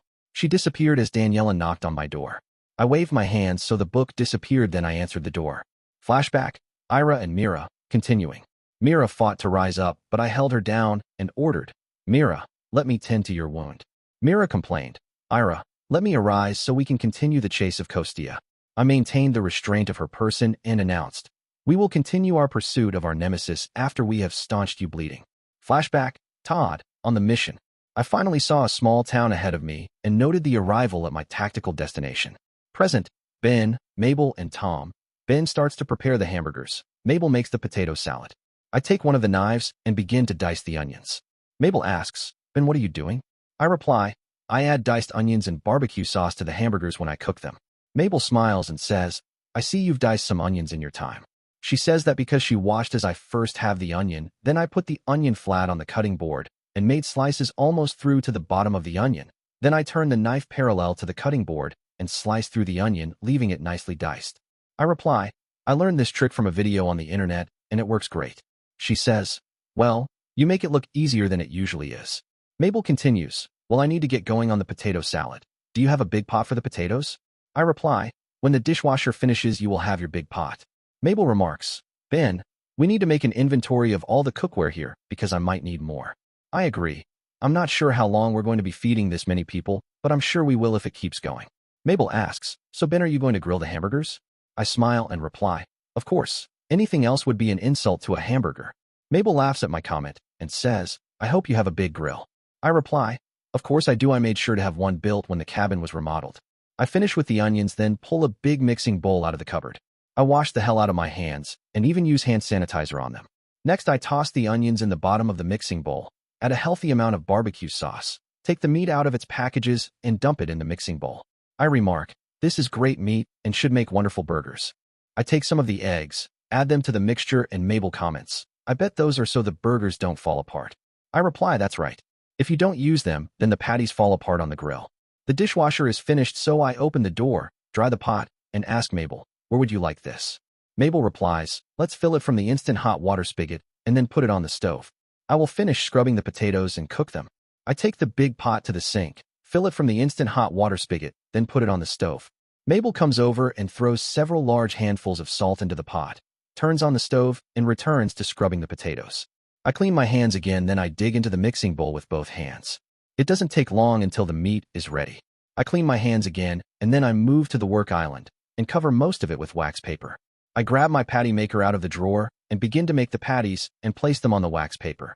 Mabel remarks, that's a handy gadget. I reply, it sure beat the hell out of doing by hand. Plus, this way each patty is the same size, so they will all take the same amount of time to cook. Mabel finishes scrubbing the potatoes and takes them over to put them in the pot. Mira and Ira come into the kitchen and Ira announces, Mr. Blaine, we are proceeding to Alexi's house to retrieve our possessions. Which room should we procure as our domicile? I clean my hands again, walk over to the intercom and call, Jens, Mira and Ira would like to know which room will be theirs. Jens replies through the intercom, Ben, let's give them their old room. Mira and Ira smile, and I can tell that it's good for them, so I ask, do you need any help moving? Mira replies, Unfortunately, Mr. Blaine, we do. Unlike before, we have many things to move. I cover the hamburger patties with another piece of wax paper and reply, okay, we'll take my truck. Ira asks, Mr. Blaine, do we have access to the gun room? Once again, I go to the intercom and call Gretchen. Are the twins set up with access to the gun room? Gretchen replies, I didn't know they needed it. Give me about 5 minutes and they will. Mira says, that is good since we need to secure our rifles there before we leave. I look at Mabel and ask, is there anything you need before I leave? Mabel replies, thanks, but I'm good. I walk with the twins to the gun room. We arrive. Mira presses her hand against the hand scanner and the door unlocks and swings open. They walk in and Ira remarks, Mr. Blaine, you have added some more weapons to your collection. I fight to keep from blushing and reply, yeah, I did pick up a few things. Mira notices, Mr. Blaine, you left the place for our rifles. Perhaps you surmised we would again provide for your security? I don't want to tell them the truth, which is I didn't have anything else to put there. So I smile and lie. Well, I hoped someday you would be back. They store their rifles. We exit the gun room and head to my truck. On the way I ask, do you need any help moving your items? Ira starts, Mr. Blaine, we would not subject. Mira finishes, your olfactory units to the stench of Alex's domicile. I comment, I've smelled some pretty bad things in my day. They both get their frightened looks and replied in unison, please, Mr. Blaine, honor our wishes. Present, Samantha and John continue the discussion. John asks, Samantha, do you really think that Stacy can find a replacement for Mabel? I answer, I'm sure she can. However, she will probably need to pay more for a new chef. John continues, do you know how much she pays Mabel? I reply, I do, however, I'm not sure that I should tell you. John complains, okay, be that way. Flashback, Masha, Gladys, and Tanya. After lunch, heading to Masha's house. We finished lunch with Linda eating a huge amount of food, including some edamame. Gladys remarked, Linda sure eats well. I think she ate more than you did, Masha. I concurred, yes, she has a healthy appetite, and if I ate as much as her, I would gain weight. Tanya asked, so are we taking Masha home? Gladys replied, of course, unless Masha needs to do something else. I teased, well, we could go look at the storefront again. Tanya asked, do you really want to do that? I smiled and admitted, not really. I just wanted to see what you would say if I mentioned that. Tanya practically yelled, Masha, you and your sense of humor. Gladys suggested, Masha, let's take you home before Tanya gets even more upset. We went out to Gladys Rolls. I put Linda in her car seat in the back and then reminded, Tanya, you were going to make sure that I am added on Jack's car insurance. Tanya had calmed down and replied, we need to check his insurance cards in the car when we get to your house. Give me your license number and I will call the insurance company for you. I handed her my new driver's license and she wrote down the number. We had arrived at the house, so I took Linda and the car seat out of Gladys Rolls. Tanya said, Gladys, wait a minute and I will be right back. Tanya asked, where are the keys for Jack's car? I replied, let me put Linda inside and I will come back with them. I took Linda inside, removed her from the car seat, grabbed Jack's car keys off the key rack and Linda, and I walked back outside. I handed the keys to Tanya. She opened the passenger door, checked in the glove box, and said, Masha, if you don't mind, I'm going to take the insurance card with me. Don't worry, they will issue you a new card when you're added to the insurance policy. Flashback, Ben, the continuing saga. The doctor finished with the examination and commented, I still can't believe that Lieutenant George did this to you. Jack replied, not only that, he tried to keep us from coming here to have been checked. I asked, Doctor, are you going to arrange the transport to the BO? He replied, I will as soon as I'm finished documenting this. If I were you, I would stop and see Colonel Maggie while you're there and file formal charges against Lieutenant George. Jack asked, what do you think will happen to Lieutenant George? The doctor said, my guess is he's going to be court-martialed. I tried to smile, but my mouth was too sore. Flashback, Jennifer, studying. Daniela asked, Senorita Jennifer, perhaps you would come downstairs and help me on the computer. I replied, sorry, Daniela, but after all that's happened with computers today, I'm not getting on any computer tonight. Daniela sighed, okay, Senorita Jennifer. I can certainly understand that. Flashback, Ira and Mira, continuing. I staunched the blood flow from Myra's wound, and she immediately tried to rise, while declaring, Ira, now we can pursue Kostia. I replied while restraining her corporeal self, no, Mira, now we can continue to let you heal. Kostia will be available when we are in combat readiness. Flashback, Todd, on the mission. I carefully entered the town, making sure that I wasn't seen. After a careful survey, I approached a cheap hotel, walked to the desk, and wrote in my tablet, I would like a room. The desk clerk teased, what's wrong? Cat out your tongue? I pulled my shimage down so he could see my throat, and he apologized, sorry about that. He gave me a key for the room and said, that will be $20. I peeled a 20 off my stack of bills, handed it to him, went to my room. After a quick check of the room, I took my clothes off and hopped into the shower. Present, Ben, Mira, and Ira. The trip to Alexi's house. With the twins' guns stored safely in the gun room, we head to the garage, and they climb into the back seat of my truck. I open the garage door, start it up, pull out, and head toward Alexi's house. Ira asks, Mr. Blaine, how do you know the directions to Alexi's house? I reply, most people in Leadville know where your brother lives. Mira queries, why is that, Mr. Blaine? I laugh and reply, he is the only person in Leadville who has more than one wife. I continue, tell me, does his house really smell as badly as I have heard? I should have known better as Mira starts. Mr. Blaine, you would not believe how toxic the air is. Ira finishes. There are so many soiled nappies it makes our eyes water. I wonder, why doesn't one of his wives clean the house? Mira practically explodes. Even when we harass them about potential disease, they will not do anything to clean the house. Ira expounds. We even threatened them physically, but then they laughed and told us if we didn't like it we could leave. I'm shocked, so I reply, well, it's a good thing you're coming to live with us. We are really looking forward to having the angels of death as our bodyguards. Ira starts. No more thankful than we will be. Mira finishes. For being out of that den of defecation. When we arrive at Alexi's house, there are 2 guards out front who approach my truck. I roll down the window, and one of them declares, state your business here.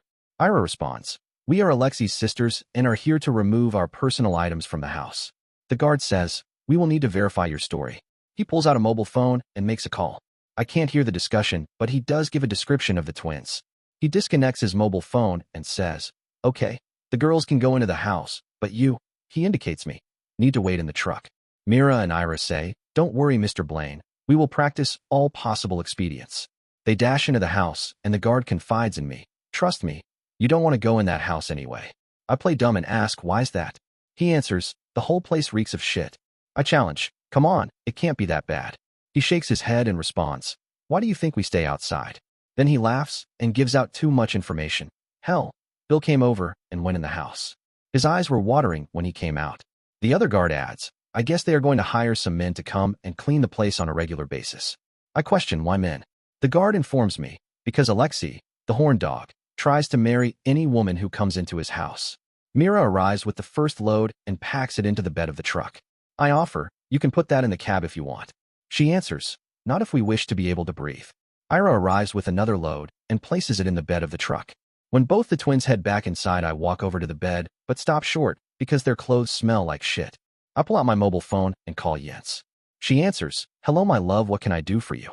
I reply, Jens, please tell me the washer is in good working order. Jens answers, both the washer and the dryer work great. Why do you want to know? I inform her, I'm at Alexei's getting Myra's and Ira's possessions, and their clothes reek of shit.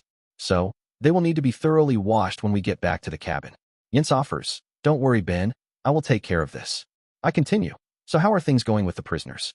Jens says, Ben, we're lucky they were rescued without any further delay since the Black Witches had plans to turn everyone into Black Witches. I mention, I am still shocked at how many White Witches there are. Jens agrees, but I'm just as shocked. I had no idea. I advise her, Jens, the twins have some more clothes so I need to go. She says, bye my love. I watch as the twins place more clothes in the bed of the truck. Then they open the cab, and I notice the katanas and some weapons are placed inside. I remark, it's good to see those katanas again. Ira complains, Mr. Blaine, Alexei's wives kept trying to sell them, so we had to keep them hidden. I question, why would they want to sell them? Mira states, Mr. Blaine, Alexei doesn't give his wives much money for personal expenses, so they are always looking for ways to acquire currency. That makes me think of something, so I ask, how much money are we going to pay you two for being our bodyguards? I can tell I surprised them when Mira sputters, Mr. Blaine, we do not require payment for our efforts. I counter, don't be silly. You two are doing a big service for us and deserve payment for it. Ira asks, are you paying Mabel?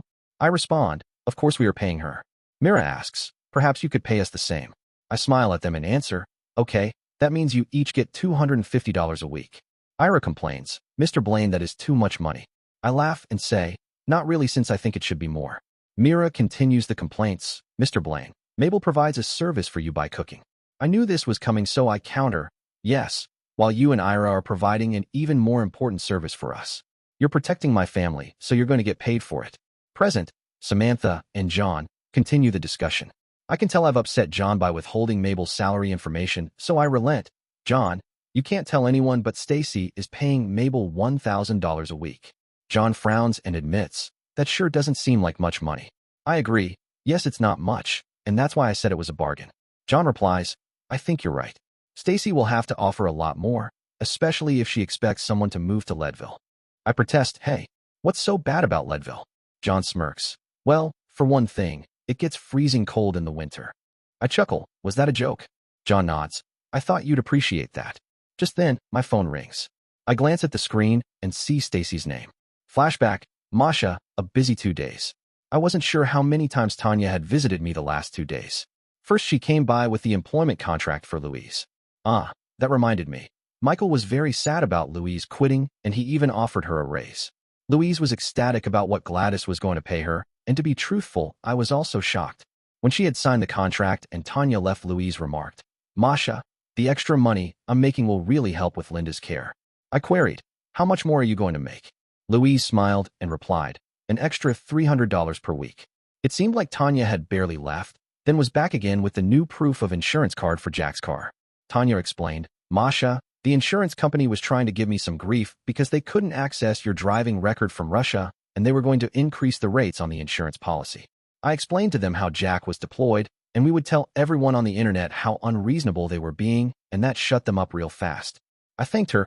Tanya, thank you for taking care of that. I forgot to mention, the ISP came and installed the internet in the house. They of course made a mess which I had to clean up. I noticed the delivery truck from the computer store had arrived. They pulled into the driveway, shut down the truck, and 2 men exited the cab. I walked out the front door, and the driver asked, Are you Masha Reynolds?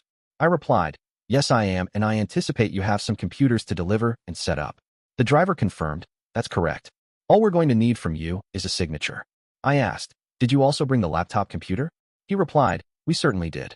The driver handed me a clipboard and indicated, Please sign here to accept the delivery. I signed the form and he asked, Okay, where do you want the desk set up? I replied, Follow me. I took him into the bedroom containing Jack's gun safe and table. He asked, Can we move the table? I answered, Of course, and it folds up. He begins to fold it up while the other man said, I'll get the desk off the truck.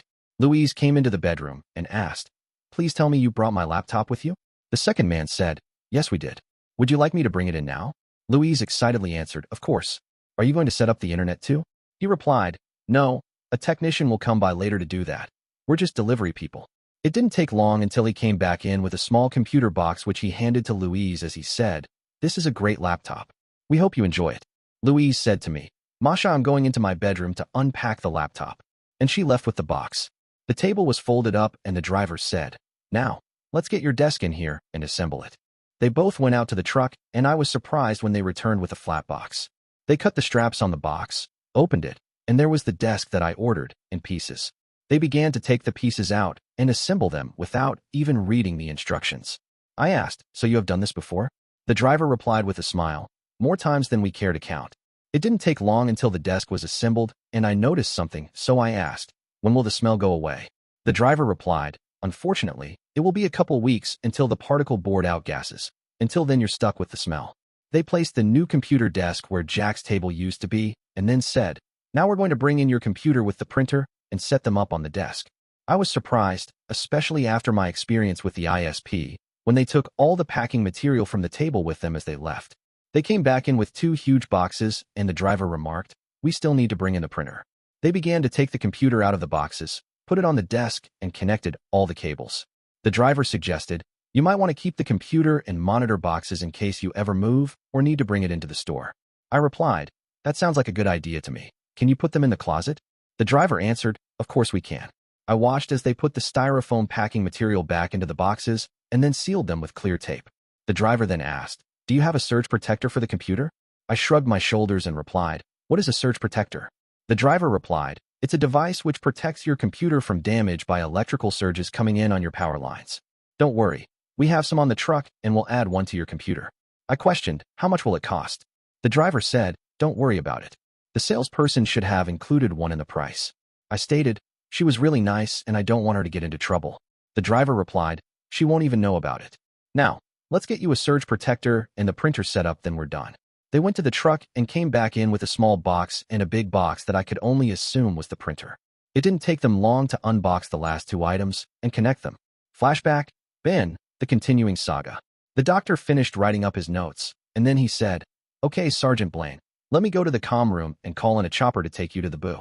He handed me a form and said, this is a referral to the orthodontic surgeon, so he will look at your mouth. You have nice teeth, so I hope to God you don't lose them. He left, and Jack remarked, damn Ben, I feel terrible. Perhaps I shouldn't have hit you so hard. I tried to smile and replied, don't worry about it, Jack. I highly doubt I'm going to lose my teeth over this. The doctor came back in and said, okay, Sergeant Blaine, the chopper will be here in about 30 minutes. Jack said, let me escort you to the roof so Lieutenant George doesn't bother you. The doctor said, if he gives you any problems at all, come and get me since I outrank his butt. Jack escorted me to the roof, and sure enough, Lieutenant George was waiting there and pled, Sergeant Blaine, please don't go to the boo. Jack answered, sir, Ben has a referral to an orthodontic surgeon and has to keep the appointment. Lieutenant George sighed, well, there goes my career. Jack insulted him with the reply, you should have thought of that before you popped Ben in the mouth. Flashback, Jennifer, studying. Daniela left, and as soon as she was gone, grandmother appeared again, and we continued our lessons. Flashback, Ira and Mira, continuing. For once my sister Mira listened to my sage advice and didn't combat me. We settled in for the recuperation process.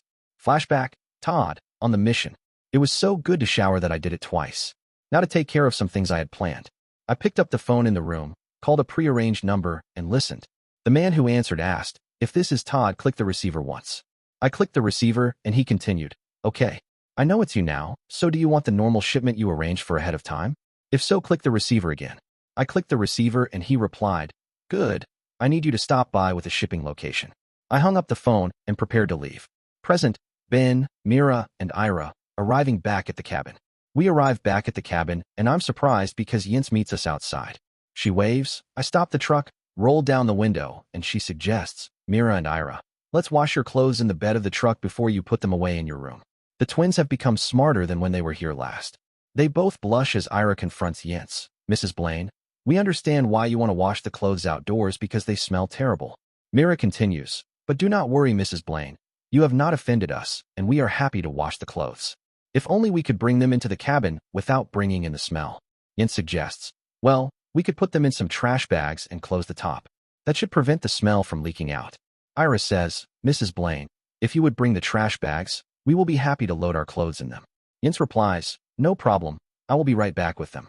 Yinz leaves as I look at the twins and smile. Mira asks, Mr. Blaine, what amuses you? I reply, both of you do. I can remember a time when Yinz ruse would have fooled you. Ira explains, Mr. Blaine, we have had the proverbial fleece pulled over our ocular units too many times from living with Alex. We now guard ourselves from these occurrences. Yinz arrives with the trash bag and offers, do you need any help? The twins both reply in unison, no, Mrs. Blaine. We will perform this odious duty without your assistance. Ira holds one of the trash bags open and grimaces as Mira stuffs the clothes into it. With the clothes being moved, the smell begins to travel. Yinz gets a whiff of it and says, my God, Ben, those smell terrible. I hope they don't contaminate the washer. I remind her, we can always run the washer on several wash cycles to clean it out. And if it's too bad, we will just replace the washer. Then I remember something and say, Yinz, I forgot to tell you. We're paying the twins each what we're paying Mabel. Yinz asks, how in the heck were you able to talk them into that deal? I reply, it was easier than you think, and I'm not sure how much money they need, but I figure it is a good thing for them. Yinz agrees. Yeah, it will be good having them here, and even better that they are being paid for the work they will be doing. I ask, so now that they are back, do you have any plans on more martial arts contests with them? Yinz frowns and replies, I don't think so. My guess is they still have the same issues as before. Ira and Mira walk over with their clothes in the trash bags, and Ira remarks, we are ready to launder our odoriferous garments. We head inside to the washing machine, and the twins demand, Mr. and Mrs. Blaine, please direct us to the laundry detergent, and then leave the room for your own protection. Jen replies, the detergent is here on the shelf. Because this is a front-loading washer, make sure you don't overfill the soap, or it will cause problems. Then she shows them on the dispenser cup how much detergent to use. Ira asks, Mrs. Blaine, is there a place where we can hang our clothes to dry? Yinz asks, you mean like a clothesline? No, we don't have one of those, but we do have an excellent dryer. She then gives them quick instructions on the use of the dryer. I check my watch and say, hell, I need to get the grill going if we're going to eat on time. Yinz teases, I sure hope dinner isn't as late as lunch was. I reply with one of Mabel's favorite phrases, just remember that good food takes time to prepare. First, I head to the garage to bring out some charcoal. I haul it over to the grill, open the lid, and notice the grills are not as clean as I would like. I take them off, run them into the kitchen, open the dishwasher, put them inside, and fire it up on extra high. Mabel says, Ben, would you please taste the potato salad and tell me what you think? She takes a clean spoon and hands me a large amount. I pop it into my mouth and remark, Mabel, you've outdone yourself. This is the best tasting potato salad I've ever had. She remarks, well, since you're cooking the hamburgers, I need to make sure my potato salad is up to snuff. Mabel asks, so when are you going to start cooking? I reply, I'm cleaning the grills right now. I'm going to go out and start the charcoal while the dishwasher cleans them for me. I head outside, open the bag of charcoal, place a large amount of it in a charcoal chimney, light a match, and it catches quickly. I spread the rest of the bag of charcoal in the bottom of the grill, knowing that I can use the charcoal from the chimney to start the rest of it. Mabel comes out and remarks, now that's a real grill, and it make me happy to see that you're not using lighter fluid to start the fire. I grin at her and reply, that's right, the lighter fluid never really leaves the charcoal and flavors the food you cook. She answers, you're right. She continues, is there anything I can do to help? I think and ask, did you make the applesauce? She replies, of course I did. I hope you don't mind that I used that blender of yours to grind up the apples. I answer, that's what it's there for. Present, Samantha and John continue the discussion. My phone rings, and it is Stacy, so I answer and ask, hey BFF, what can I do for you? Stacy asks, Sam, I was wondering if you would help me place some ads for a new chef. I reply, I would be glad to help. When would you like to do it? Stacy suggests, we could meet at the restaurant for dinner and work them up together. I question, did you tell Henri about Mabel yet? Stacy replies, no Sam, I didn't because I'm not sure I can deal with his reaction right now. I question, Stacy, what's going on right now to keep you from telling him? I'm shocked at what she tells me next. Flashback, Masha, the technician arrives.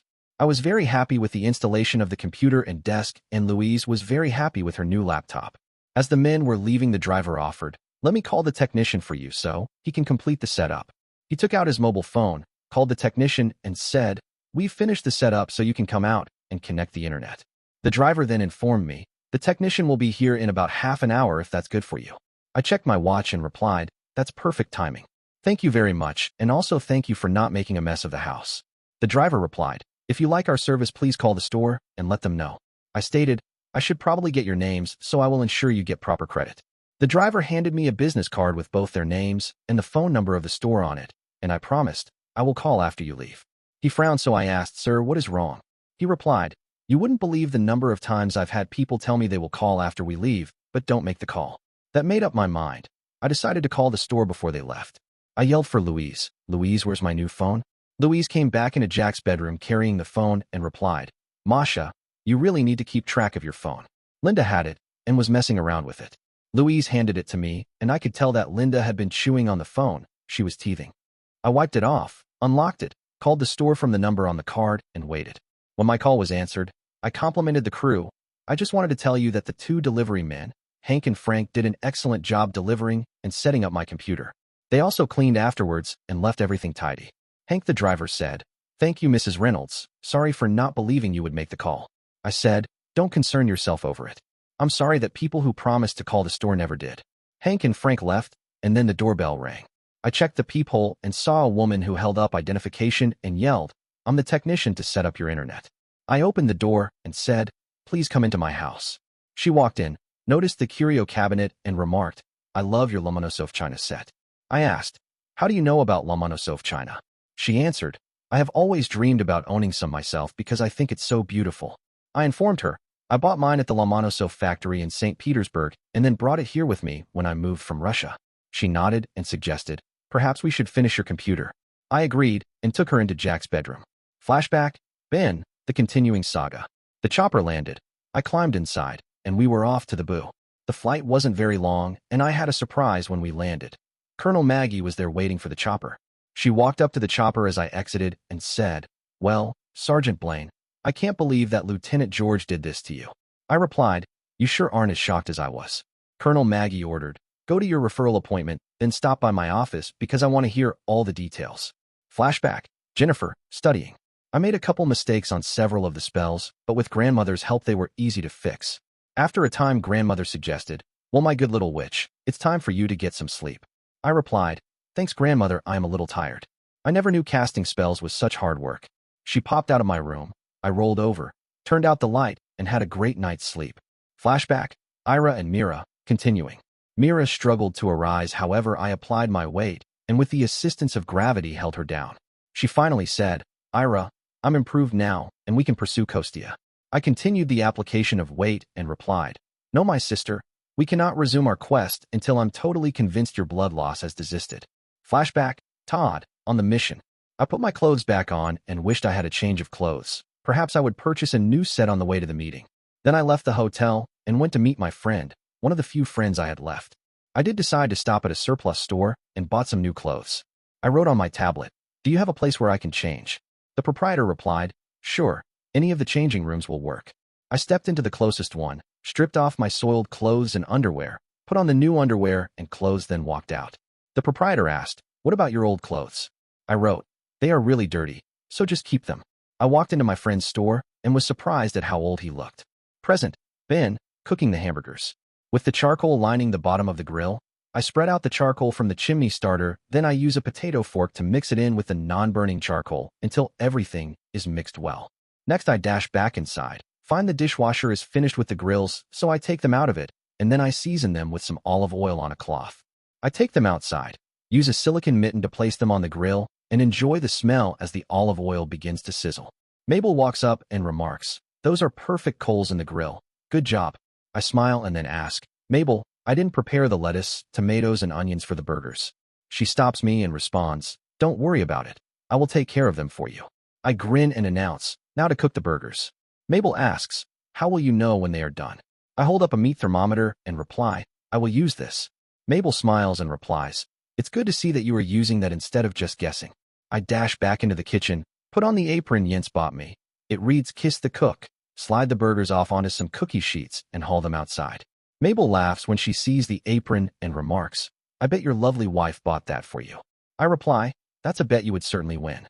Mabel replies, "I think I will leave the kissing to her." I tease, "What? I don't even get a peck on the cheek?" She relents and gives me a peck on the cheek as I begin to slide the burgers off the cookie sheet and onto the grill. Mabel wonders, "Ben, how will you keep those from sticking to the grills?" I reply, "Didn't you see me earlier when I seasoned the grills with olive oil?" Jens saunters up, sees my apron and comments, "I don't mind if I do." Then she plants a huge kiss on my lips. As she pulls away, it's all I can do to breathe. Mabel teases, "You're too late. I already gave Ben a kiss." Before Jens gets upset, I explain, "Don't worry, my love. It was a peck on the cheek." Jens teases, "Let me know which cheek, because I don't want to contaminate my mouth with affection from the competition." Mabel laughs and replies, "Thanks to both of you for making it so much fun to work here." Then she continues, "Well, Ben, I better go prepare the condiments for the burgers." Mabel leaves, and Jens friskily teases, "Ben, I know something else I would rather kiss." I blush profusely as Jens giggles and continues, "I love it that I can still make my man blush." James and Fiona run up and ask, Mama, is it okay if we do spells?" Jens, immediately alert, wonders, "Why are you asking me that?" Fiona replies, "Mama, many of the children we are playing with already know spells." James adds his 2 cents, "Yes, Mama, they wonder why we don't know any spells." Jens looks at me, and I bow to her knowledge. Jens, this is beyond my expertise. Jen squats to get on the same level as Fiona, and James then replies, "My lovely children, I think that it would be better if we took the time to learn the spells from grandmother's big book together. That way I can help you understand and correct any problems that you might have." Present, Samantha and Stacy continue the discussion. Stacy shocks me when she confesses over the phone, "Sam, you're not going to like this, but I think I made a mistake by not having the Black Witches cast a love spell on Ben." I explode, "Stacy, what the hell do you mean? I thought you were over Ben." Stacy continues, "Sam, I was. But then the more I thought about him and the times we shared, the more I missed him, and it sort of snowballed from there. I order, Stacy, you need to go back to the psychologist and discuss it with her before you do something stupid again." Stacy thanks me. "Thank you, Sam, for being so strict with me. I will call her as soon as I'm off the phone with you." I threaten her a bit. "Stacy, just so you know, I will check up with her." Flashback. Masha, the technician, finishes. I watched as the technician used a cable to connect my desktop computer to the internet box. She started the computer and asked, "Ms. Reynolds, what would you like to use for your username and password?" I shrugged my shoulders and said, "I have no idea. Is it important?" She replied, "Yes, it is.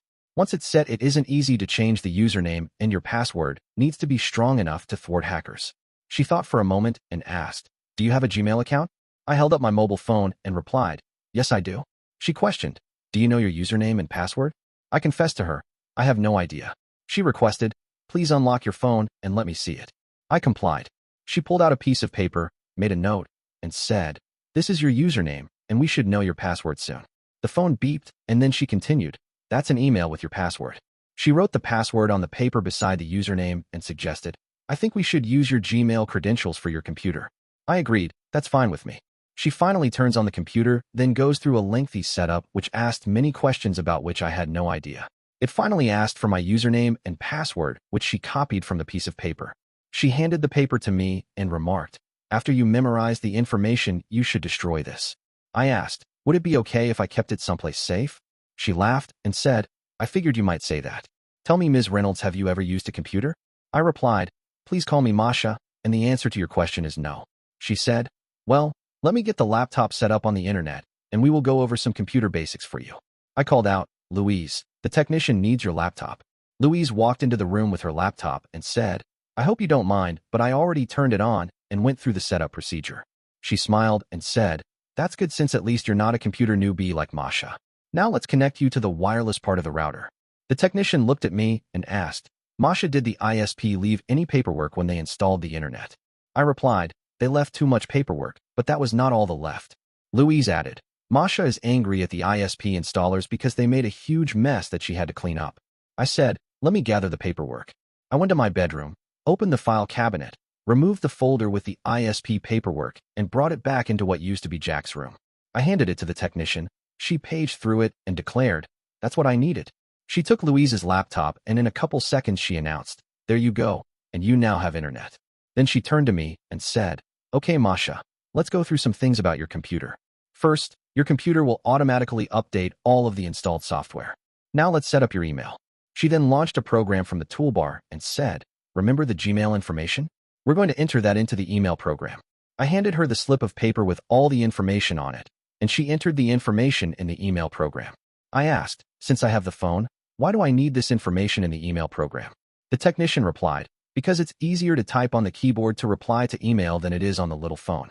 That made me wonder, so I asked, do they make Russian keyboards for this computer? The technician replied, of course. However, getting one in America would be difficult. In the meantime, I can make this keyboard act like a Russian keyboard. She made a few changes and said, now if you click this button on the bottom of the screen, you can switch between English and Russian. She showed me how it toggled the keyboard between Russian and English and remarked, now you can use either language. Her phone rang. She answered it and said, well, I need to get to my next call. Louise let her know of our classes. I didn't get your name, but you should know that Masha and I are going to be giving free Krav Maga and yoga lessons. Look for them to start in about a month at our storefront downtown. Flashback, Ben, the continuing saga. The orthodontic surgeon poked and prodded my mouth like crazy, and it hurt like hell. He finally announced, well, Sergeant Blaine, you're lucky you're not going to lose any of your teeth. Now I do believe you're supposed to report to Colonel Maggie's office. I thanked him. Thank you, doctor, and I will go to her office immediately. I left and headed toward her office when I was stopped by a group of officers. I was shocked at what they said. Flashback, Jennifer, the next morning. I woke up after a great night's sleep, stretched, and decided I wanted to go for a run. So I changed into my running clothes, put on my running shoes, and headed downstairs.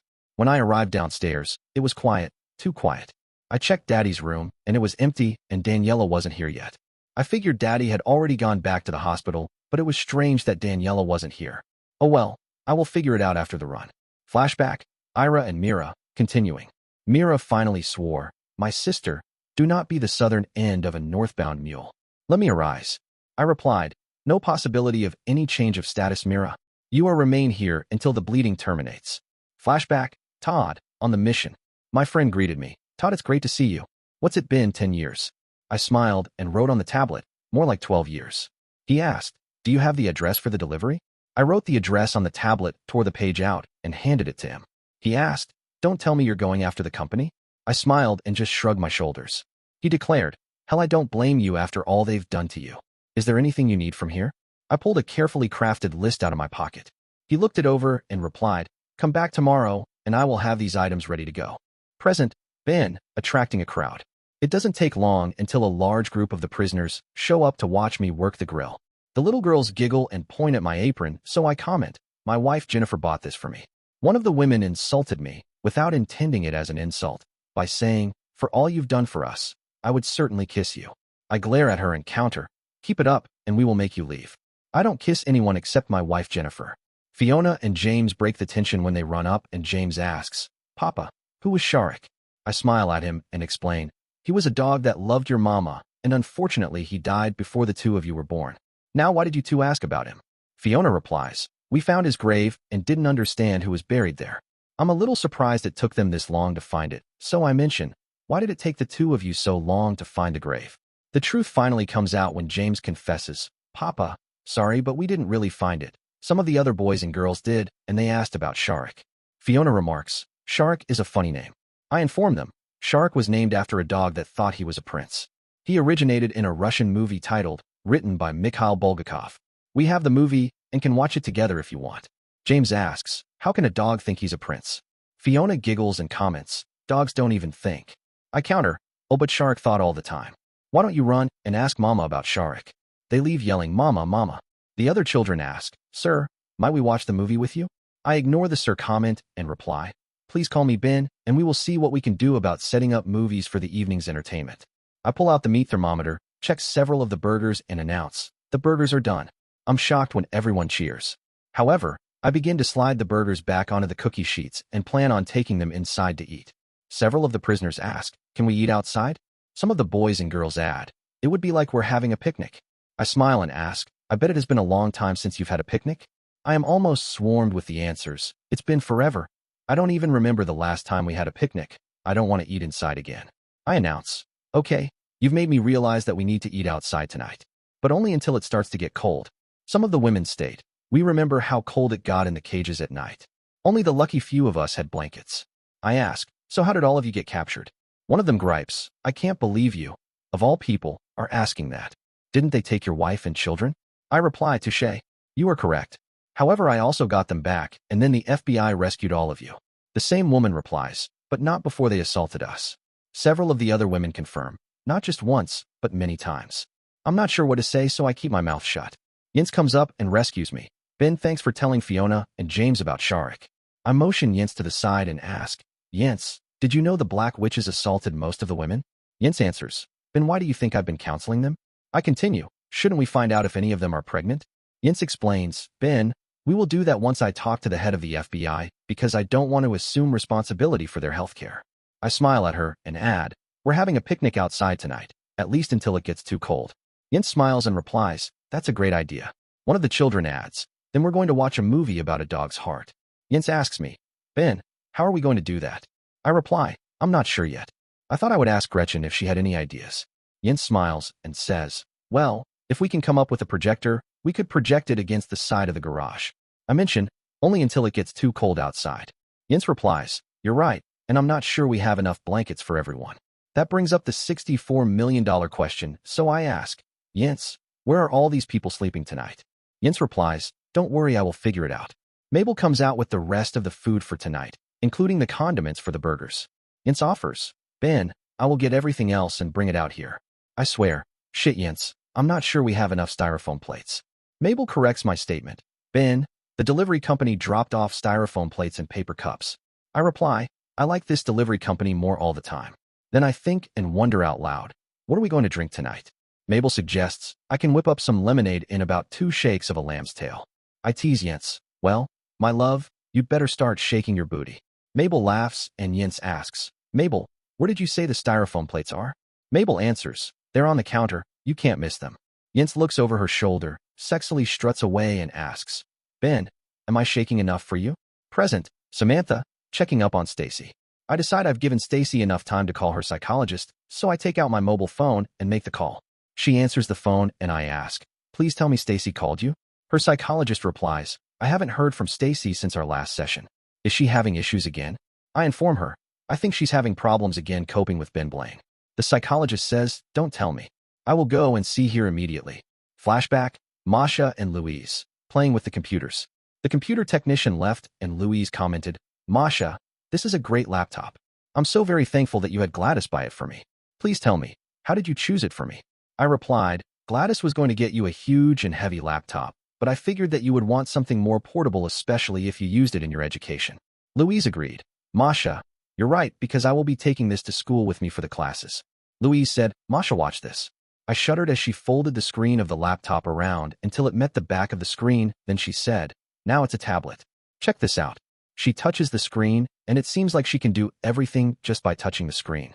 She continues, Masha, your computer also has a touch screen. Try it and see. I'm amazed when I touch the screen, and it actually works.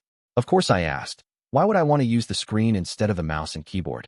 Louise explained, Masha, you probably won't want to all the time, but sometimes, like if you're looking at pictures, you can resize them by using the screen. She pulls up a picture and shows me how it's done. It was impressive, but on looking again, I asked, that's Linda. Where did you get that picture? She replied, I stored the pictures I took from my phone in the cloud, so I just pulled it up from Google Drive. I frowned and said, I hope that no one else can access those pictures. Louise replied, the only people who can access the pictures are the ones I give permissions to. I questioned, how can you be certain of that? Louise simply said, Masha, because that's the way it works. Flashback, Ben, the continuing saga. On the way to Colonel Maggie's office, I was stopped by a group of officers who threatened, Sergeant Blaine, we heard about what happened at the hospital concerning Lieutenant George. We're his friends, and we plan on making sure that you pay for this. I replied, Sirs, that sounds like a threat to me. They laughed and said, Sergeant, you're wrong. It's not a threat, it's a promise. I attempted to defuse the whole thing. Sirs, I don't want to fight you. Just then Colonel Maggie arrived and asked, Sergeant Blaine, why didn't you come to my office? I answered, Sir, I was just on my way when these officers wanted to talk to me. Colonel Maggie asked, what made you detain Sergeant Blaine? They lied through their teeth. Sir, we were just making sure that Sergeant Blaine was certain about what happened with Lieutenant George. Colonel Maggie informed them, Officers, I have all the details in my office, and I have to tell you that Sergeant Blaine was assaulted by Lieutenant George, and he is going to answer for his foolishness. Colonel Maggie continued, Now, Sergeant Blaine, let's head to my office. We left for Colonel Maggie's office, and while we walked, she said, Sergeant Blaine, I know what was going on with those other officers because they are Lieutenant George's friends. Thank you for covering for them, so I don't have to court-martial them too. I smiled at her and replied, and thank you for coming to my rescue. I really didn't want to kick their butts. Colonel Maggie said, Sergeant Blaine, that's exactly what they wanted you to do. Then they could have you brought up on charges. She thought for a moment and continued, You know this isn't going to stop, so I might need to assign an officer who's not a friend of Lieutenant George to accompany you while you're here. I replied, You're the base commander, so that's your call. We entered her office. She said, Please take a seat and tell me about the confrontation with Lieutenant George. I hated to lie, but Lieutenant George had it coming. Flashback, Jennifer, the next morning. I had a great run, arrived back at the house, and Daniela was still missing. Rats. I was looking forward to one of her wonderful breakfasts. No problem. I'm a big girl and can make my own breakfast, which is exactly what I did. I had a couple of hard-boiled eggs, toast with jam, and a glass of orange juice. As I finished, Daniela came in and apologized, Senorita Jennifer. Please forgive me for being late today. I smiled at her and replied, Don't worry about it, but I was wondering where you were. Daniela answered, I was shopping for food. Flashback, Ira and Mira, continuing. I continued to restrain my sister Mira to the firmament, and she continued berating me. Mira said, Ira, you're a female Saluki. I laughed and replied, Mira, you're only trying to antagonize me so that I will discontinue my insistence on your complete healing. However, your efforts are for naught, since I will detain you until you are fully recovered, at which time you may arise as the embodiment of Lazarus. Flashback, Todd, on the mission. After I handed the carefully crafted list to my friend, he asked, Todd, do you have a place to stay tonight? I shook my head no, and he replied, Well then, you're coming home with me. I gratefully signed, Thank you. Present, Ben, dinner is served. Mabel announces, Ben, I'm going to make the lemonade. And then she promptly leaves. Jens comes back with the styrofoam plates and paper cups. Tom accompanies her with the hamburger buns. Jens asks, Where's Mabel? I reply, She's making the lemonade. I ask Tom, Please put the hamburger buns on the end of the table. Then if you wash your hands, you can help me assemble them. Tom asks, Is it okay if I use waterless hand cleaner? I wonder aloud, You carry some of that with you? Tom replies, Yes, I do. It's right here in my lower left BDU pocket. He pulls it out, squirts a large amount on his hands, and cleans the hell out of them. I praise him. Good job, and yes, you may now help me assemble the burgers. Tom suggests, Why don't we set up an assembly line? I will open the buns, put the bottom bun on the plate, then you can add the meat, tomato, lettuce, and top bun. I agree, and it doesn't take long until all the burgers are done. Mabel comes back with the lemonade and says, It looks like I need to get the potato salad and applesauce on the plates. She grabs a big spoon and begins to put a large dollop of each on the plates. The children begin to ask, Might we take a plate now? I grin at them and answer, Of course. We made this food just for you. They begin to take the plates. Mabel begins to fill the paper cups with ice and the lemonade, and I ask, How in the world did you make the lemonade? I didn't think we had any lemons. Mabel grins and says we didn't. However, we did have some frozen lemonade. Jens complains, hey, you used up all my frozen lemonade. Mabel smiles and offers, don't worry, I will make sure it's replaced with the next delivery. Jen returns the smile and warns, that's okay, I am glad to be of help. Just remember though, the chocolate chip cookies are off limits. Mabel giggles and asks, Jennifer, if you eat chocolate chip cookies, how do you stay so thin? I cross my fingers because I sure don't want Jens to spill the beans. Instead, she replies, that's why I work out. Thank God she didn't tell Mabel what sort of workout we do. Jens comes over and mimes Oliver Twist. Please, sir, I want some more. I reply more. She wants more. Mabel laughs and remarks, this is why I love working here. You two crack me up. I take a plate, hand it to Jens, smile and say, I really love you. She gives me a hot kiss and whispers in my ear, I think I need some exercise tonight to work off this meal. I successfully fight back the blushing. James and Fiona run up and ask, Papa, where's our food? I reply, right here. And then I hand each of them a plate. One of the other children complains, this burger is good, but I don't like the tomato and lettuce. I'm so proud when James says, I love lettuce and tomato, and I will gladly take yours. I'm surprised when Jens comments, James, he needs to eat the lettuce and tomato. I give Jens a questioning look. She pulls me to side and says, Ben, until we have medical checks done on all the children, I don't want James and Fiona sharing food with them. I smile at her and ask, so when are we going to talk to the head FBI agent about the medical checks? Tom overhears the question and offers, Ben, I will be glad to talk to the head FBI agent about this. Hell with all you're doing for them. They need to get off their butts and get things like medical checkups done. I thank him. Tom, that would be great if you could do that for us. Tom replies, I will make sure to talk to him as soon as I finish this great hamburger. One of the children comes up and asks, Sir, when will we start watching the movie? I notice Gretchen is here eating and I reply, let me go talk to a woman and see if we can get a projector working for us. I walk over to Gretchen and she praises our efforts. Ben, these burgers are great. The potato salad is to die for, and the apple sauce is even better.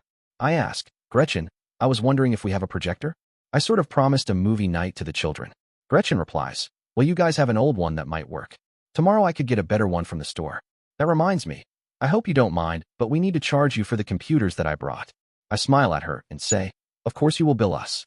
I didn't think we would get something for free. Mira and Ira come up and Ira remarks, Mr. Blaine, these are the best burgers. This is how Russians pronounce hamburger I have ever tasted. Mira adds her comments, yes, Mr. Blaine, if we eat like this we will gain weight. I ask, so you finished all the laundry and are settled in your old room? Ira starts, yes, Mr. Blaine, we have. Mira finishes, made our corporeal selves at home. Present, Samantha, phone call from Stacy. My phone rings. I look at the caller ID and see it's Stacy. I answer, hey BFF, what can I do for you? Stacy complains, Sam, I can't believe you called my psychologist. I reply with the truth, Stacy, I warned you I was going to do that. Stacy continues, but Sam, she's coming here to talk to me. I state, good Stacy. You need to tell her the truth, and if necessary go back into counseling. Present, Ben, real home. As the last of the children grab their plates, Tom wipes his hands and nods at me. Ben, I'm going to track down the FBI agent now and push for those medical checkups. I clap him on the shoulder. Thanks, Tom. Let me know what they say. Mabel finishes serving lemonade while Jens nudges me playfully. So, about that exercise we talked about, she teases. I chuckle, but before I can respond, James and Fiona tug at my arm. Papa, movie time? I nod and turn to Gretchen. Any luck with the projector? She grins. We got the old one working for now. Tomorrow, I'll bring a better one. The children cheer as we set up the screen. Soon, everyone is gathered around, enjoying the film under the dim glow of the projector.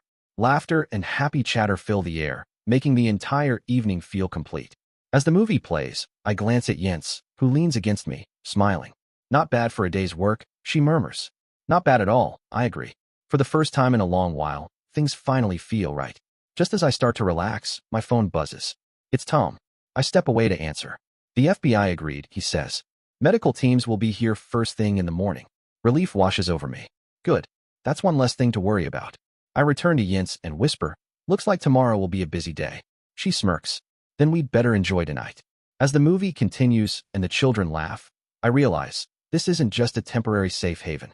It's starting to feel like a real home. Dear listeners, please share your thoughts in the comments section below and don't forget to like, share, and subscribe.